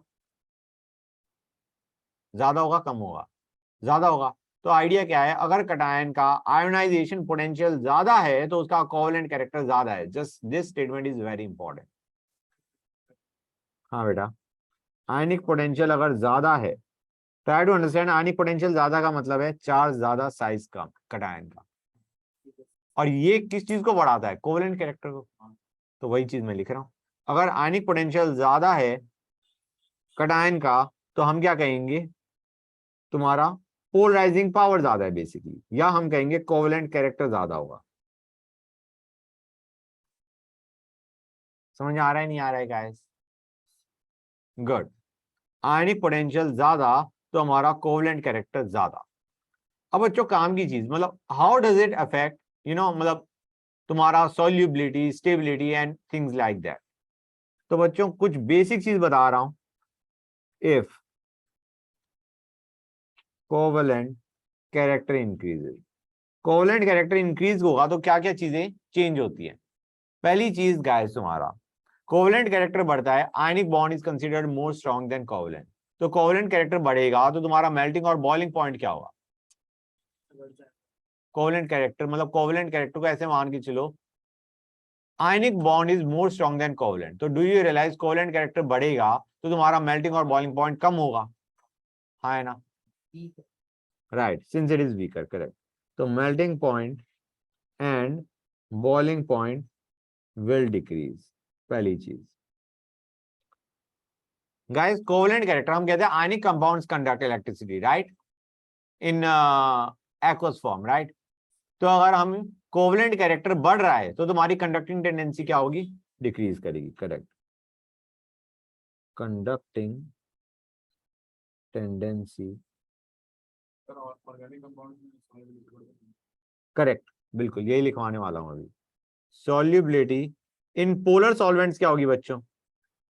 Water में करेक्ट, पोलर सॉल्वेंट्स में सॉल्युबिलिटी विल डिक्रीज, और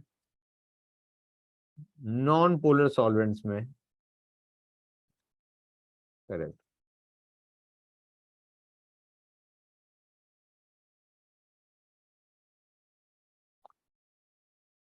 ठीक है गाइस, तो बच्चों मुझे बताओ LiCl, NaCl, KCl, इसमें कोवेलेंट कैरेक्टर सबसे ज्यादा किसका होगा? अनायन तीनों में सेम है, forget अनायन, look at the cation.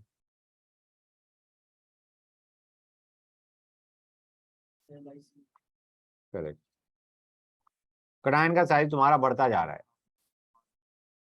है। LiCl, BCl2, BCl3, covalent character सबसे ज्यादा किसका होगा?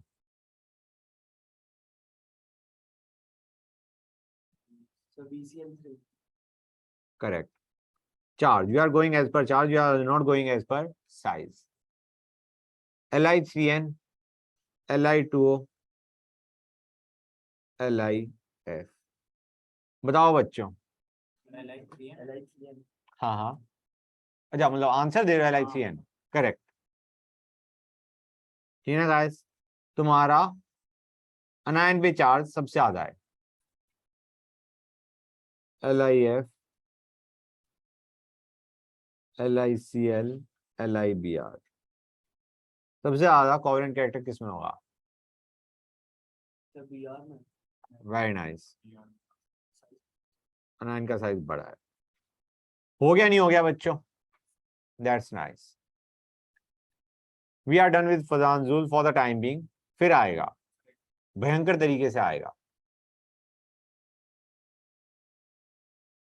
ठीक है गाइस, सर एक बार वो समझा दो, कोवेलेंट कैरेक्टर बढ़ता है तो हीटिंग पॉइंट और बॉइलिंग पॉइंट. बेटा क्योंकि आयनिक bond is stronger than covalent, तो अगर हमारा कोवेलेंट कैरेक्टर बढ़ रहा है तो तुम्हारा बॉन्ड वीक हो रहे हैं, it can easily melt, easily boil. ठीक है हाँ. ठीक है, good. Let us go on to VSEPR theory.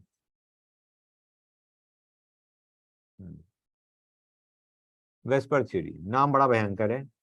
Valence shell electron pair repulsion theory. यार स्टेटमेंट बड़ी दर्दनाक मारी है लेकिन बहुत आसान चीज बताई है।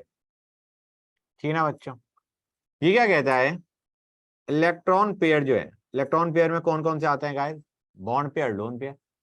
है ना, electron pairs around central atom arrange in such a way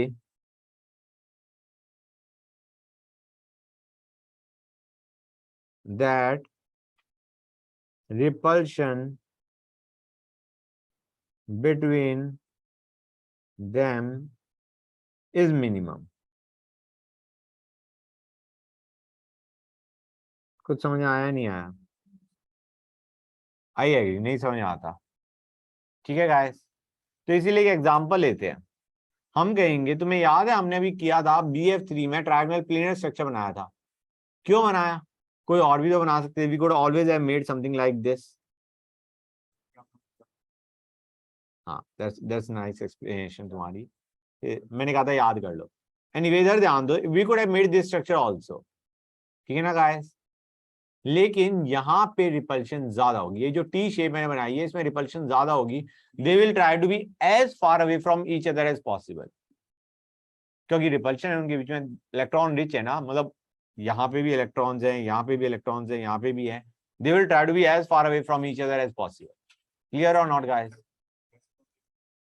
हाँ, वैसे वाले एक्चुअल है वो तो तुम्हारी ट्रायंगल प्लेनर है जो मैंने बताई है। मैं ये बता रहा हूं इसके अंदर जो मैंने स्ट्रक्चर बनाया है, ये जो मैंने अभी डायग्राम बनाया है, this structure is not correct, क्योंकि यहाँ पे repulsion between the bond pairs is more.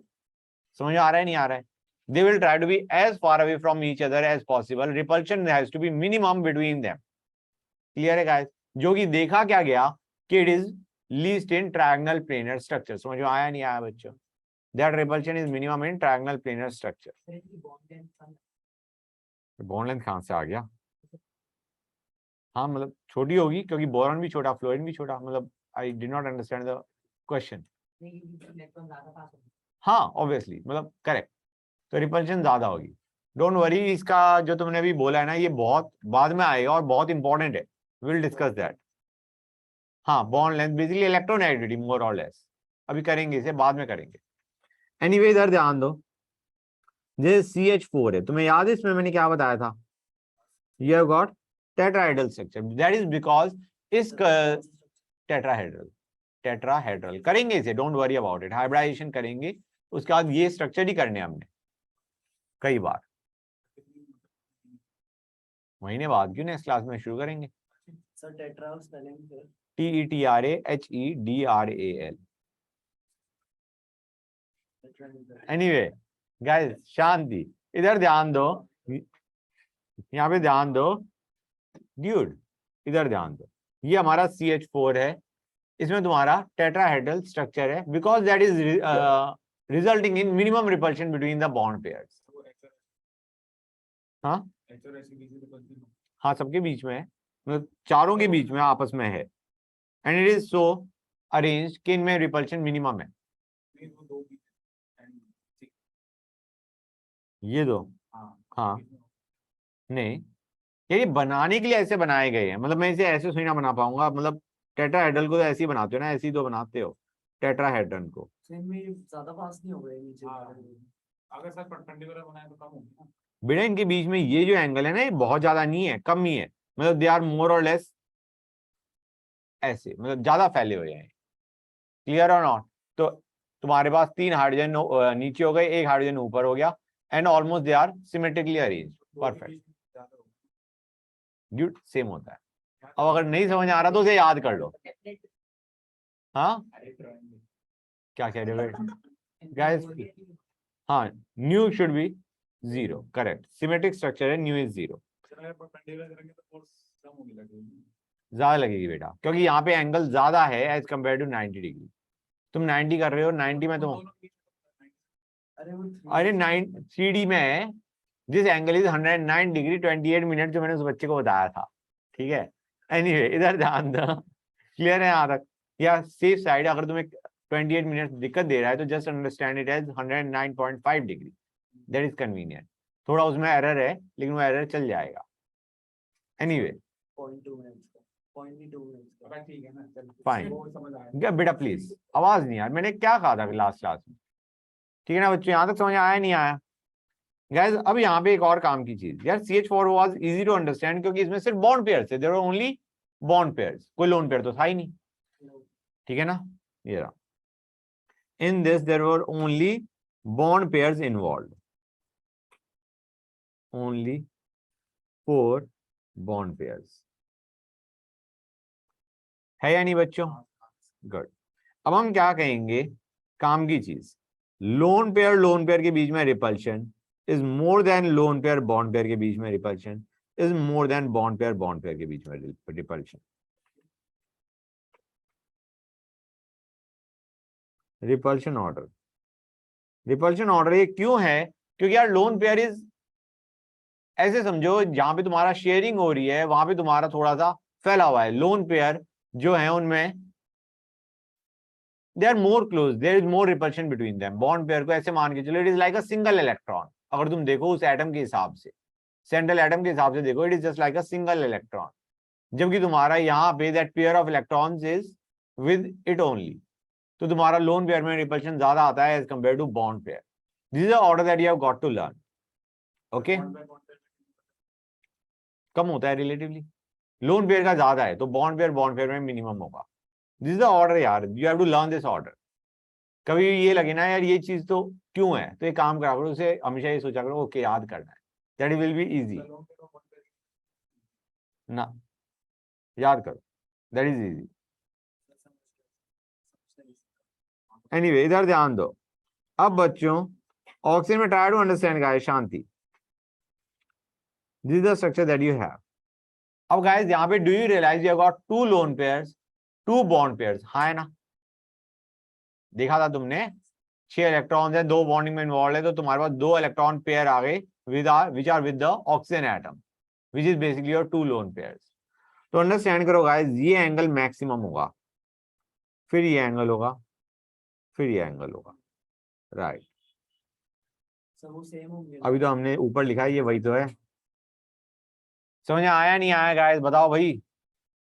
Very nice, that's good. Online वाले बच्चों को डाउट है या नहीं है? भाई बच्चे बोलते ही नहीं, गजब बच्चे हैं इससे गाइस। एनीवे बच्चों यहां तक समझ आया नहीं आया, ऑनलाइन वाले बच्चों please answer. Yes, sir. Good, that's nice. Hold on guys, अरे आवाज नहीं, यहां तक समझ गए, this is done, valence VSEPR theory is done, that's it. अब आते हैं वीबीटी पे, वैलेंस बॉन्ड थ्योरी।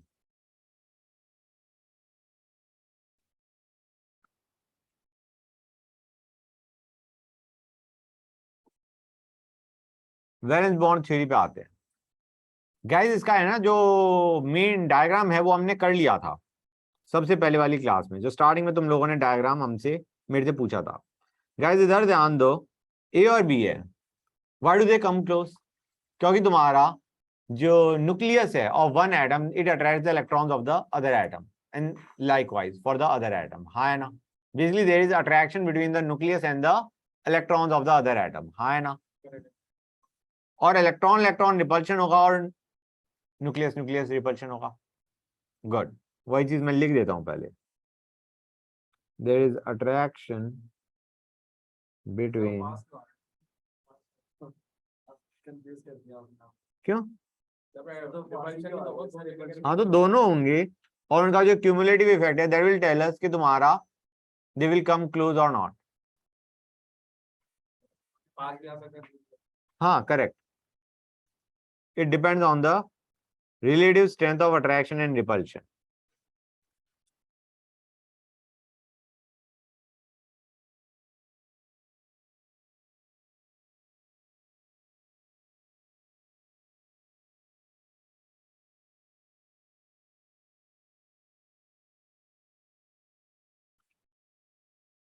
फील सही है बच्चों?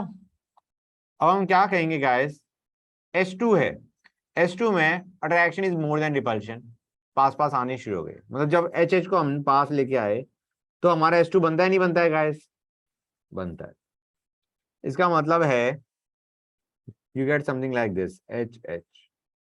मैंने तुम्हें ऑर्डर बताया था, कर्व बताया था, sorry, potential energy versus R. Infinity से माइनस फिर This is how it goes, right? And this value of R denotes the radius. bond length basically. Clear है या नहीं बच्चों? ये लो बेटा, नोट इट डाउन। और ऊपर करना है क्या? Okay, this is basically your internuclear distance या बॉन्ड लेंथ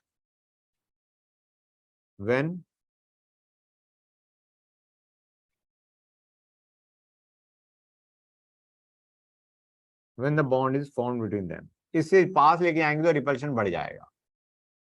समझ में आया नहीं आया बच्चों? अब यार He2 बनता है क्या?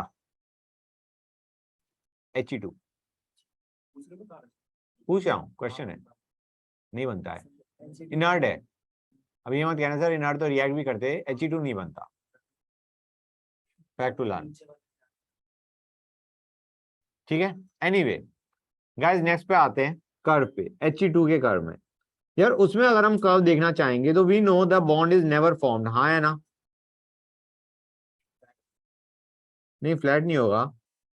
As they come close the potential energy will keep on increasing.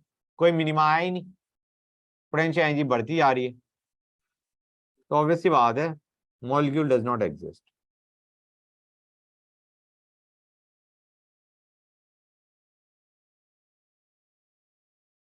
Okay guys,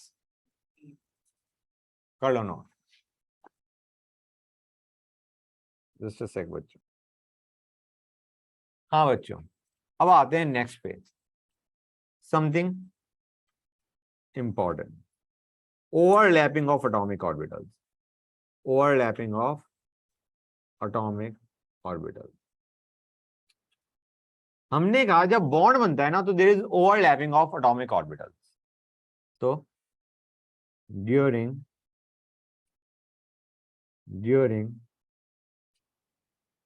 bond formation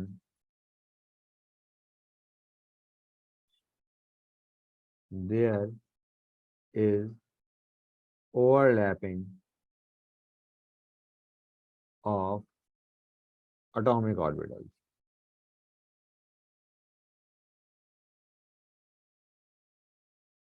ठीक है बच्चों, and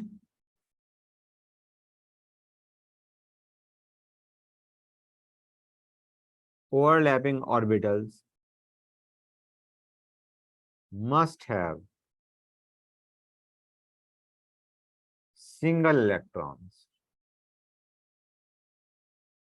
and that too of opposite spin। Clear है गाइस? मतलब अगर हमारे पास एक ये ऑर्बिटल है, एक ये ऑर्बिटल है, इनके बीच में ओवरलैप तभी होगा when they have got electrons of opposite spin। must have single electron and that too of opposite spin। तो इसमें ओवरलैप हो जाएगा।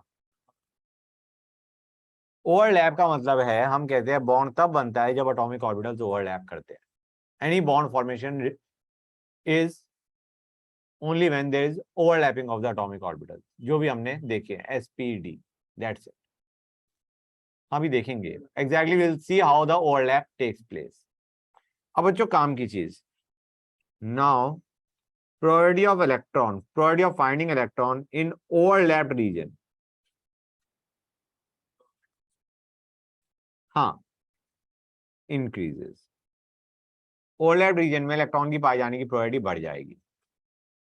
एक और काम की चीज बच्चों, अरे यार, overlapping takes place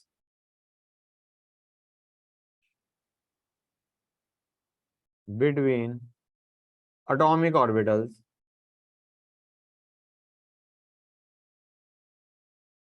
of similar energy।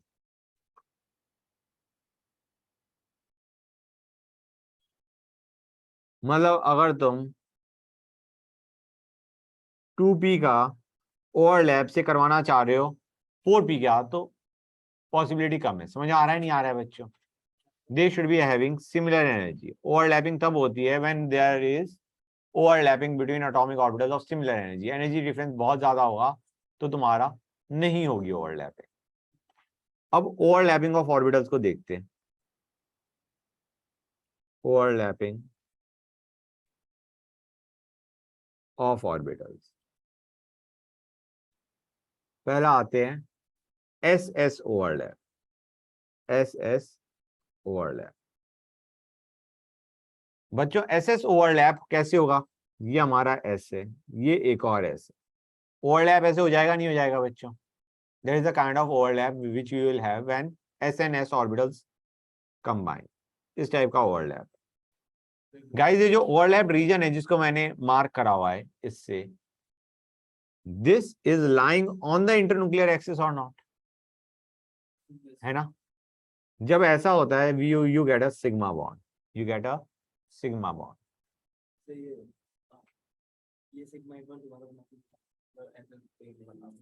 Sigma bond. अच्छा Clear है guys?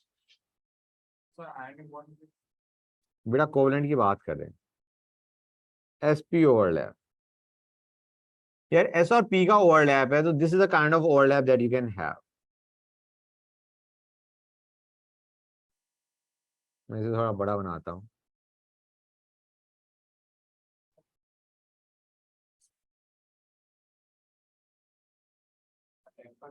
मतलब बढ़ता जाएगा. नहीं बढ़ता नहीं जाएगा. मैं काम की चीज बताना चाह रहा हूं तुम्हें. यहाँ पे तुम्हारा किस टाइप का बॉन्ड बनेगा? Overlap region is lying on the internuclear axis or not? It is lying. So this will also result in a sigma bond. Fine guys. कई बार बच्चों को लग रहा होता है कि सर ऐसे भी तो ओवरलैप हो जाना चाहिए. गाइस ओवरलैप रीजन अगर कम है तो तुम्हारा बॉन्ड वीक बनता है. यहाँ पे ओवरलैप रीजन ऑलमोस्ट नेग्लिजिबल है इसलिए ये बॉन्ड नहीं बनता. More is the overlap region, understand, more is the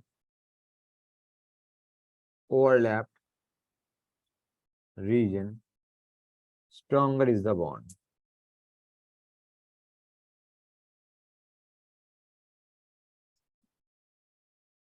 Is the bond. तो ये बॉन्ड नहीं बनेगा. This is not possible. मतलब sp ओवरलैप में भी सिर्फ सिग्मा बॉन्ड ही बनेगा. समझ में आ रहा है नहीं आ रहा है बच्चों? अब थर्ड देखते हैं pp overlap. pp overlap. Guys pp overlap दो तरह का होता है. पहला सिग्मा बॉन्ड. सब थोड़ा ऊपर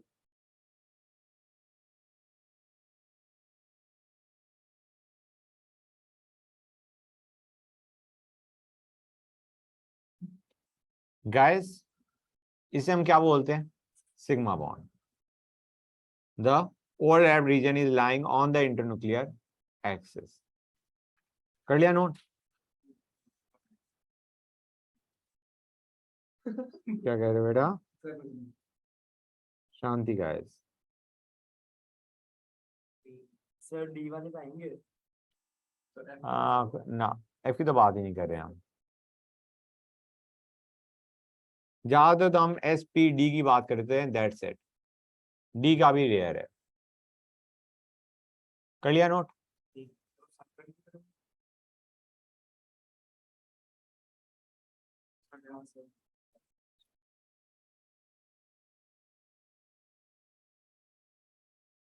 पाई बॉन्ड इसमें बनता है तुम्हारा.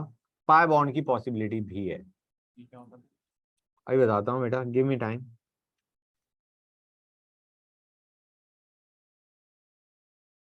इसमें तो बहुत कम है रीजनेबल है. ये इंटरन्यूक्लियर एक्सिस के ऊपर और नीचे लाई कर रहा है. हाँ है ना? The overlap region is lying above and below the internuclear axis. That is what we call as a pi bond. समझ में आ रहा है नहीं आ रहा है बच्चों? क्लियर है guys? A pi bond is naturally weaker than sigma bond. समझ आ रहा है? मतलब पास में होंगे, पूरा ओवरलैप कैसे कर देंगे? नहीं पूरा नहीं होगा. बेटा 2 डिफरेंट एटम्स के हैं, मैंने क्या कहा था अभी, just keep absorbing the information in, ठीक है ना। सर वैसे हो सकता है एक हॉरिजॉन्टल एक वर्टिकल। हाँ वो अभी देखेंगे, वो अभी देखेंगे। क्लियर है यहाँ तक कोई डाउट? ओके फाइन, ठीक है, हो गया। पाई बॉन्ड समझ में आया नहीं आया? गुड। तो bonds are of 2 type, bonds are of 2 types. पहला सर पाई बॉन्ड बनता है कि पावर का ये वीकर है ना, बनता है लेकिन वीकर बनता है। overlapped region lies on internuclear axis.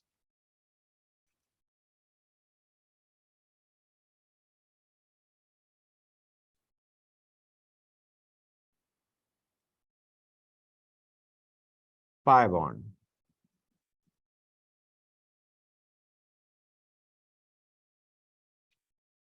Overlapped region, overlapped region को हम ये भी कहते हैं इलेक्ट्रॉन डेंसिटी बेसिकली, हाँ है ना। Overlapped region lies above and below the internuclear axis.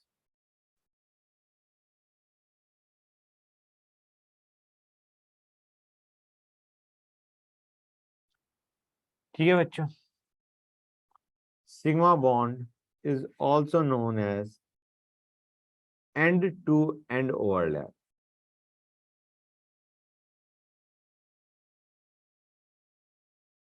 Pi bond is known as sideways overlap या lateral overlap.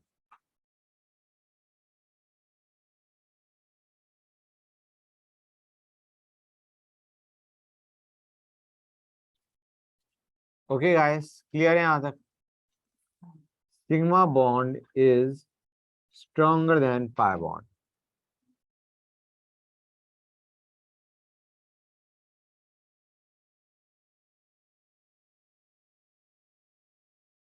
Okay guys, मतलब अगर हम PP का सिग्मा देखें और PP का पाई बॉन्ड देखें तो हमारा sigma is stronger than pi. Clear है गाइस? अब एक सिंपल सा question, dz² can it make pi bond?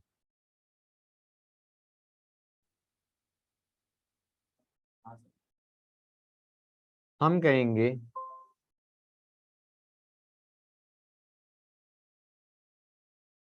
या तुम ओवरलैप इधर से करवाओ, in that case you can easily understand कि तुम्हारा इंटरन्यूक्लियर एक्सिस के लॉन्ग ओवरलैप रीजन लाई करेगा। हमारा नॉर्मल पाई बॉन्ड हम कैसे बनाते हैं? साइडवेज से। यार वहां पे तुम्हारी रिंग ओवरलैप कर जाएगी, तो in any case you cannot have a pi bond. समझ में आ रहा है नहीं आ रहा है बच्चों?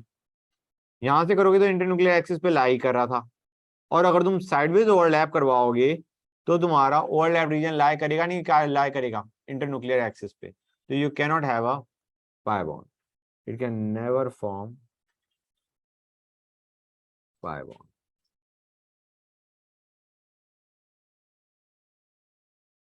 Because of ring. ये लो बेटा नोट कर लो। अब आते हैं अगर 2 एटम्स के बीच में मल्टीपल बॉन्ड्स बन रहे हैं तो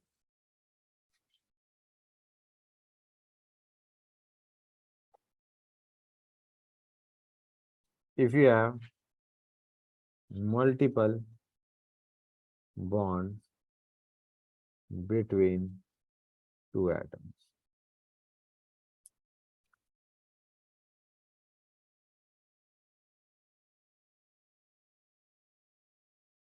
हाँ तो हम देख रहे थे मल्टीपल बॉन्ड बिटवीन 2 एटम्स। तो बच्चों उसमें काम की चीज क्या होती है? First bond is always sigma, first bond is always sigma, next bond is pi. अगर हमें मल्टीपल बॉन्ड्स बना रहे हैं तो पहला बॉन्ड हमेशा सिग्मा होगा, बाकी बनेंगे पाई। मतलब अगर हम N2 बना रहे हैं, जिसका डायग्राम हमें पता है ये है, तो इसमें एक सिग्मा बॉन्ड होंगे और दो पाई बॉन्ड होंगे। सिग्मा एक ही हो सकता है। Another important thing, there can be only one sigma bond. क्यों होगा वो अभी देख लेंगे हम। So basically it has got one sigma bond and two pi bond. Clear है गाइस? वो अभी मैं बता नहीं, मतलब यहाँ पे डजंट मैटर, नीचे वाले को हमने सिग्मा बना देंगे, लेकिन idea is it doesn't make any difference. Normally हम नीचे वाले को सिग्मा बना देते हैं, it doesn't make any difference by the way. अब देखो गाइस, पहली चीज, ये हमारा एस ठहरा, ये हमारा पी ठहरा, ये 2s रहा, ये 2p रहा, ये हमारे पास कॉन्फ़िगरेशन। बच्चों दो n के हमारे पास एटम्स हैं, उनमें हमारा ओवरलैप होगा, राइट? एटॉमिक ऑर्बिटल्स का ओवरलैप होगा। ये 2p के हमारे तीन है, px py pz, तीनों हाफ फील्ड है। तो ये बेसिकली दूसरे नाइट्रोजन के हाफ फील्ड के साथ ओवरलैप करेंगे। समझ आ रहा है नहीं आ रहा है बच्चों? बेसिकली इसका px दूसरे के px के साथ, py py के साथ, pz pz के साथ। हाँ, तो अब बच्चों का, हाँ बेटा, बेसिकली ये जो 2p के तीन हाफ फील्ड ऑर्बिटल्स हैं, ये दूसरे नाइट्रोजन के 2p के हाफ फील्ड ऑर्बिटल के साथ ओवरलैप करेंगे। They will be having opposite spin, और उसके बाद जब ओवरलैप होगा तो हमारा बॉन्ड बन गया। अब काम की चीज देखो गाइस, आई एम अज्यूमिंग, हाँ बेटा, हाँ ऑब्वियसली, मतलब अगर सेम स्पिन होगा तो नहीं होगा ओवरलैप। अब ध्यान दो, let us assume z to be the molecular axis. Let us assume z to be the molecular axis. मतलब एक तरीके से हम मान के चल रहे हैं कि जो NN का ओवरलैप है, अब ध्यान से देखो बच्चों, NN के जो एटॉमिक ऑर्बिटल्स ओवरलैप कर रहे हैं वो कैसे कर रहे हैं, ध्यान से देखना, इंपॉर्टेंट है। And don't make the diagram until I tell you to, ये तुम मिटा रहे होगे। ये हमारा क्या हो गया, ये कौन सा बॉन्ड है? Sigma. It is sigma bond, overlap along the internuclear axis. तो guys basically can you understand कि ये हमारा z एक्सिस रहा होगा, मॉलिक्यूलर एक्सिस है, this is your z axis. मतलब pz का जो ओवरलैप है that is resulting in sigma bond. एक बॉन्ड बन गया। हाँ बेटा, मैंने मान लिया, I was assumed z to be the molecular axis. तो मॉलिक्यूल हमारा ये जो है, दिस इज मॉलिक्यूलर एक्सिस। हमें पता है मॉलिक्यूलर एक्सिस के ऊपर जो लाई कर रहा होता है basically bond, that is your sigma bond. तो हमारा pz का जो ओवरलैप है that is resulting in sigma bond. अब दो बॉन्ड और बनने हैं, उसमें हमारा px और py ओवरलैप करेंगे। तो ध्यान से देखो बच्चों, let us have a look at this diagram. ये थोड़ा सा तुम्हें विजुलाइज, ये क्या हो गया, great, just a sec guys, I am pretty sure it's gonna hang. नहीं हुआ हैंग, कमाल है। ओके, इसको मैं ब्लू से मार्क करता हूं। गाइस ये तो तुम्हें याद होगा कि हमारे जो px py pz हैं दे आर म्यूचुअली परपेंडिकुलर, हाँ है ना? That's nice. तो बच्चों ये ओवरलैप होगा इनके बीच में, किसके बीच में? ये मान के चलो py py है, ये क्या है? py py। They are so close कि इनके बीच में पाई बॉन्ड बन रहा है, दिख रहा है नहीं दिख रहा है? मतलब ये हमारा इस पाई बॉन्ड की बात कर रहे हैं हम, बनाना मुश्किल है इसलिए इस तरीके से बनाते हैं। This is your pi bond. मतलब यहाँ पे ये हमारा py py है, pz ऐसे रहा होगा। कुछ फील आ रही है नहीं आ रही है? ये हमारा pz है दोनों के, ये हमारे py py है, जिसको हमने यहाँ पे ऐसे बना दिया। सर नीचे वाला पूरा ओवरलैप नहीं हो जाएगा? क्या पूरा वर्ल्ड है पूरा ये, या इसकी बात कर रहे हैं? इसकी नहीं नहीं बेटा, दे आर, मतलब इसी तरीके से उनके एटॉमिक ऑर्बिटल्स है कि पूरा ओवरलैप, मतलब पार्ट ओवरलैप करेगा ऑब्वियस। ठीक है, तो ये हमारा जो ओवरलैप होगा that will be between py py। ठीक है, assuming this to be the y axis. अब आते हैं कौन से पे? x पे। हाँ ऑब्वियसली, ये हो गया। अब ये भी आपस में ओवरलैप कर रहे होंगे। पैरेलल है ना। क्या पैरेलल? हाँ मतलब पैरेलल है, करेक्ट, पैरेलल हैं but they are so close that they are overlapping. समझ आ रहा है नहीं आ रहा है? This is your z axis, this is your y axis, this is your x axis and they are so close that they are overlapping. This is resulting in sigma bond. मैं इसको ग्रीन से mark करता हूं। ये हमारा sigma bond बना यहां पे। Now this is resulting in a pi bond and similarly this is also resulting in a pi bond. Clear है guys? Good. अब यहां से you can understand one more thing. By chance हम px py का overlap करवाना चाह रहे हैं, होगा क्या? नहीं होगा। मतलब px and py try to understand.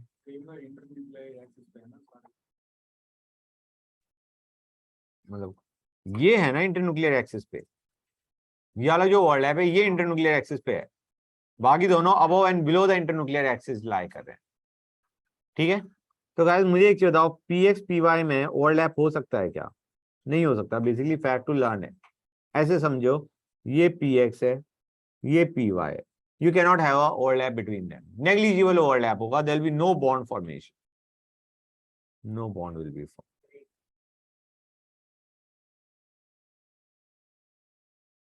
ये लो, इसे बनाने लगेगा। हाँ बना लो, बिल्कुल बना लो, टाइम लगेगा। ओके हाँ, तो बच्चों px py में there will be no bond formation. ठीक है, बाई चांस हम d का ओवरलैप करवा रहे होते हैं p के साथ, तो क्या बनेगा गाइस? पाई बॉन्ड बनाना है हमें।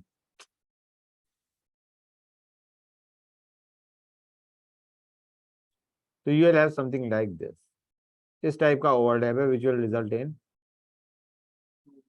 Pi bond formation. भाई क्यों नहीं? बहुत कम नहीं है। नहीं, रीजनेबल अमाउंट है, सिग्निफिकेंट है।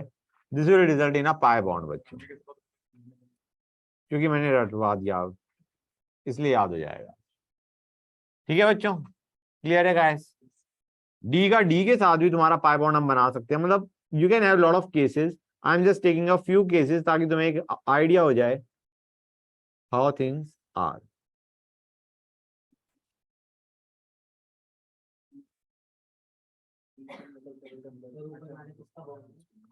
It is a bond between P and D, and you can understand, you also have a So ये सही नहीं होगा। pi bond between D and D orbital. ये सही नहीं होगा ना सर? क्या सेम होगा? DND और DND मतलब सेम कैसे कहना चाह रहे हो? मतलब मैंने दोनों का पाई बॉन्ड बना के दिखाया है। इक्वल हो। ओवरलैप नहीं, डेफिनेटली डिफरेंट होगा तो कुछ तो सेम सा है। यार, वो तो मैंने बनाया है ना। ठीक है, obviously it is going to be different. ज्यादा किसका होगा? बेटा बताना मुश्किल है। ठीक है बेटा, यहां तक क्लियर गाइस? अब हमारा सिर्फ एक चीज बच गई है, वो है हाइब्रिडाइजेशन।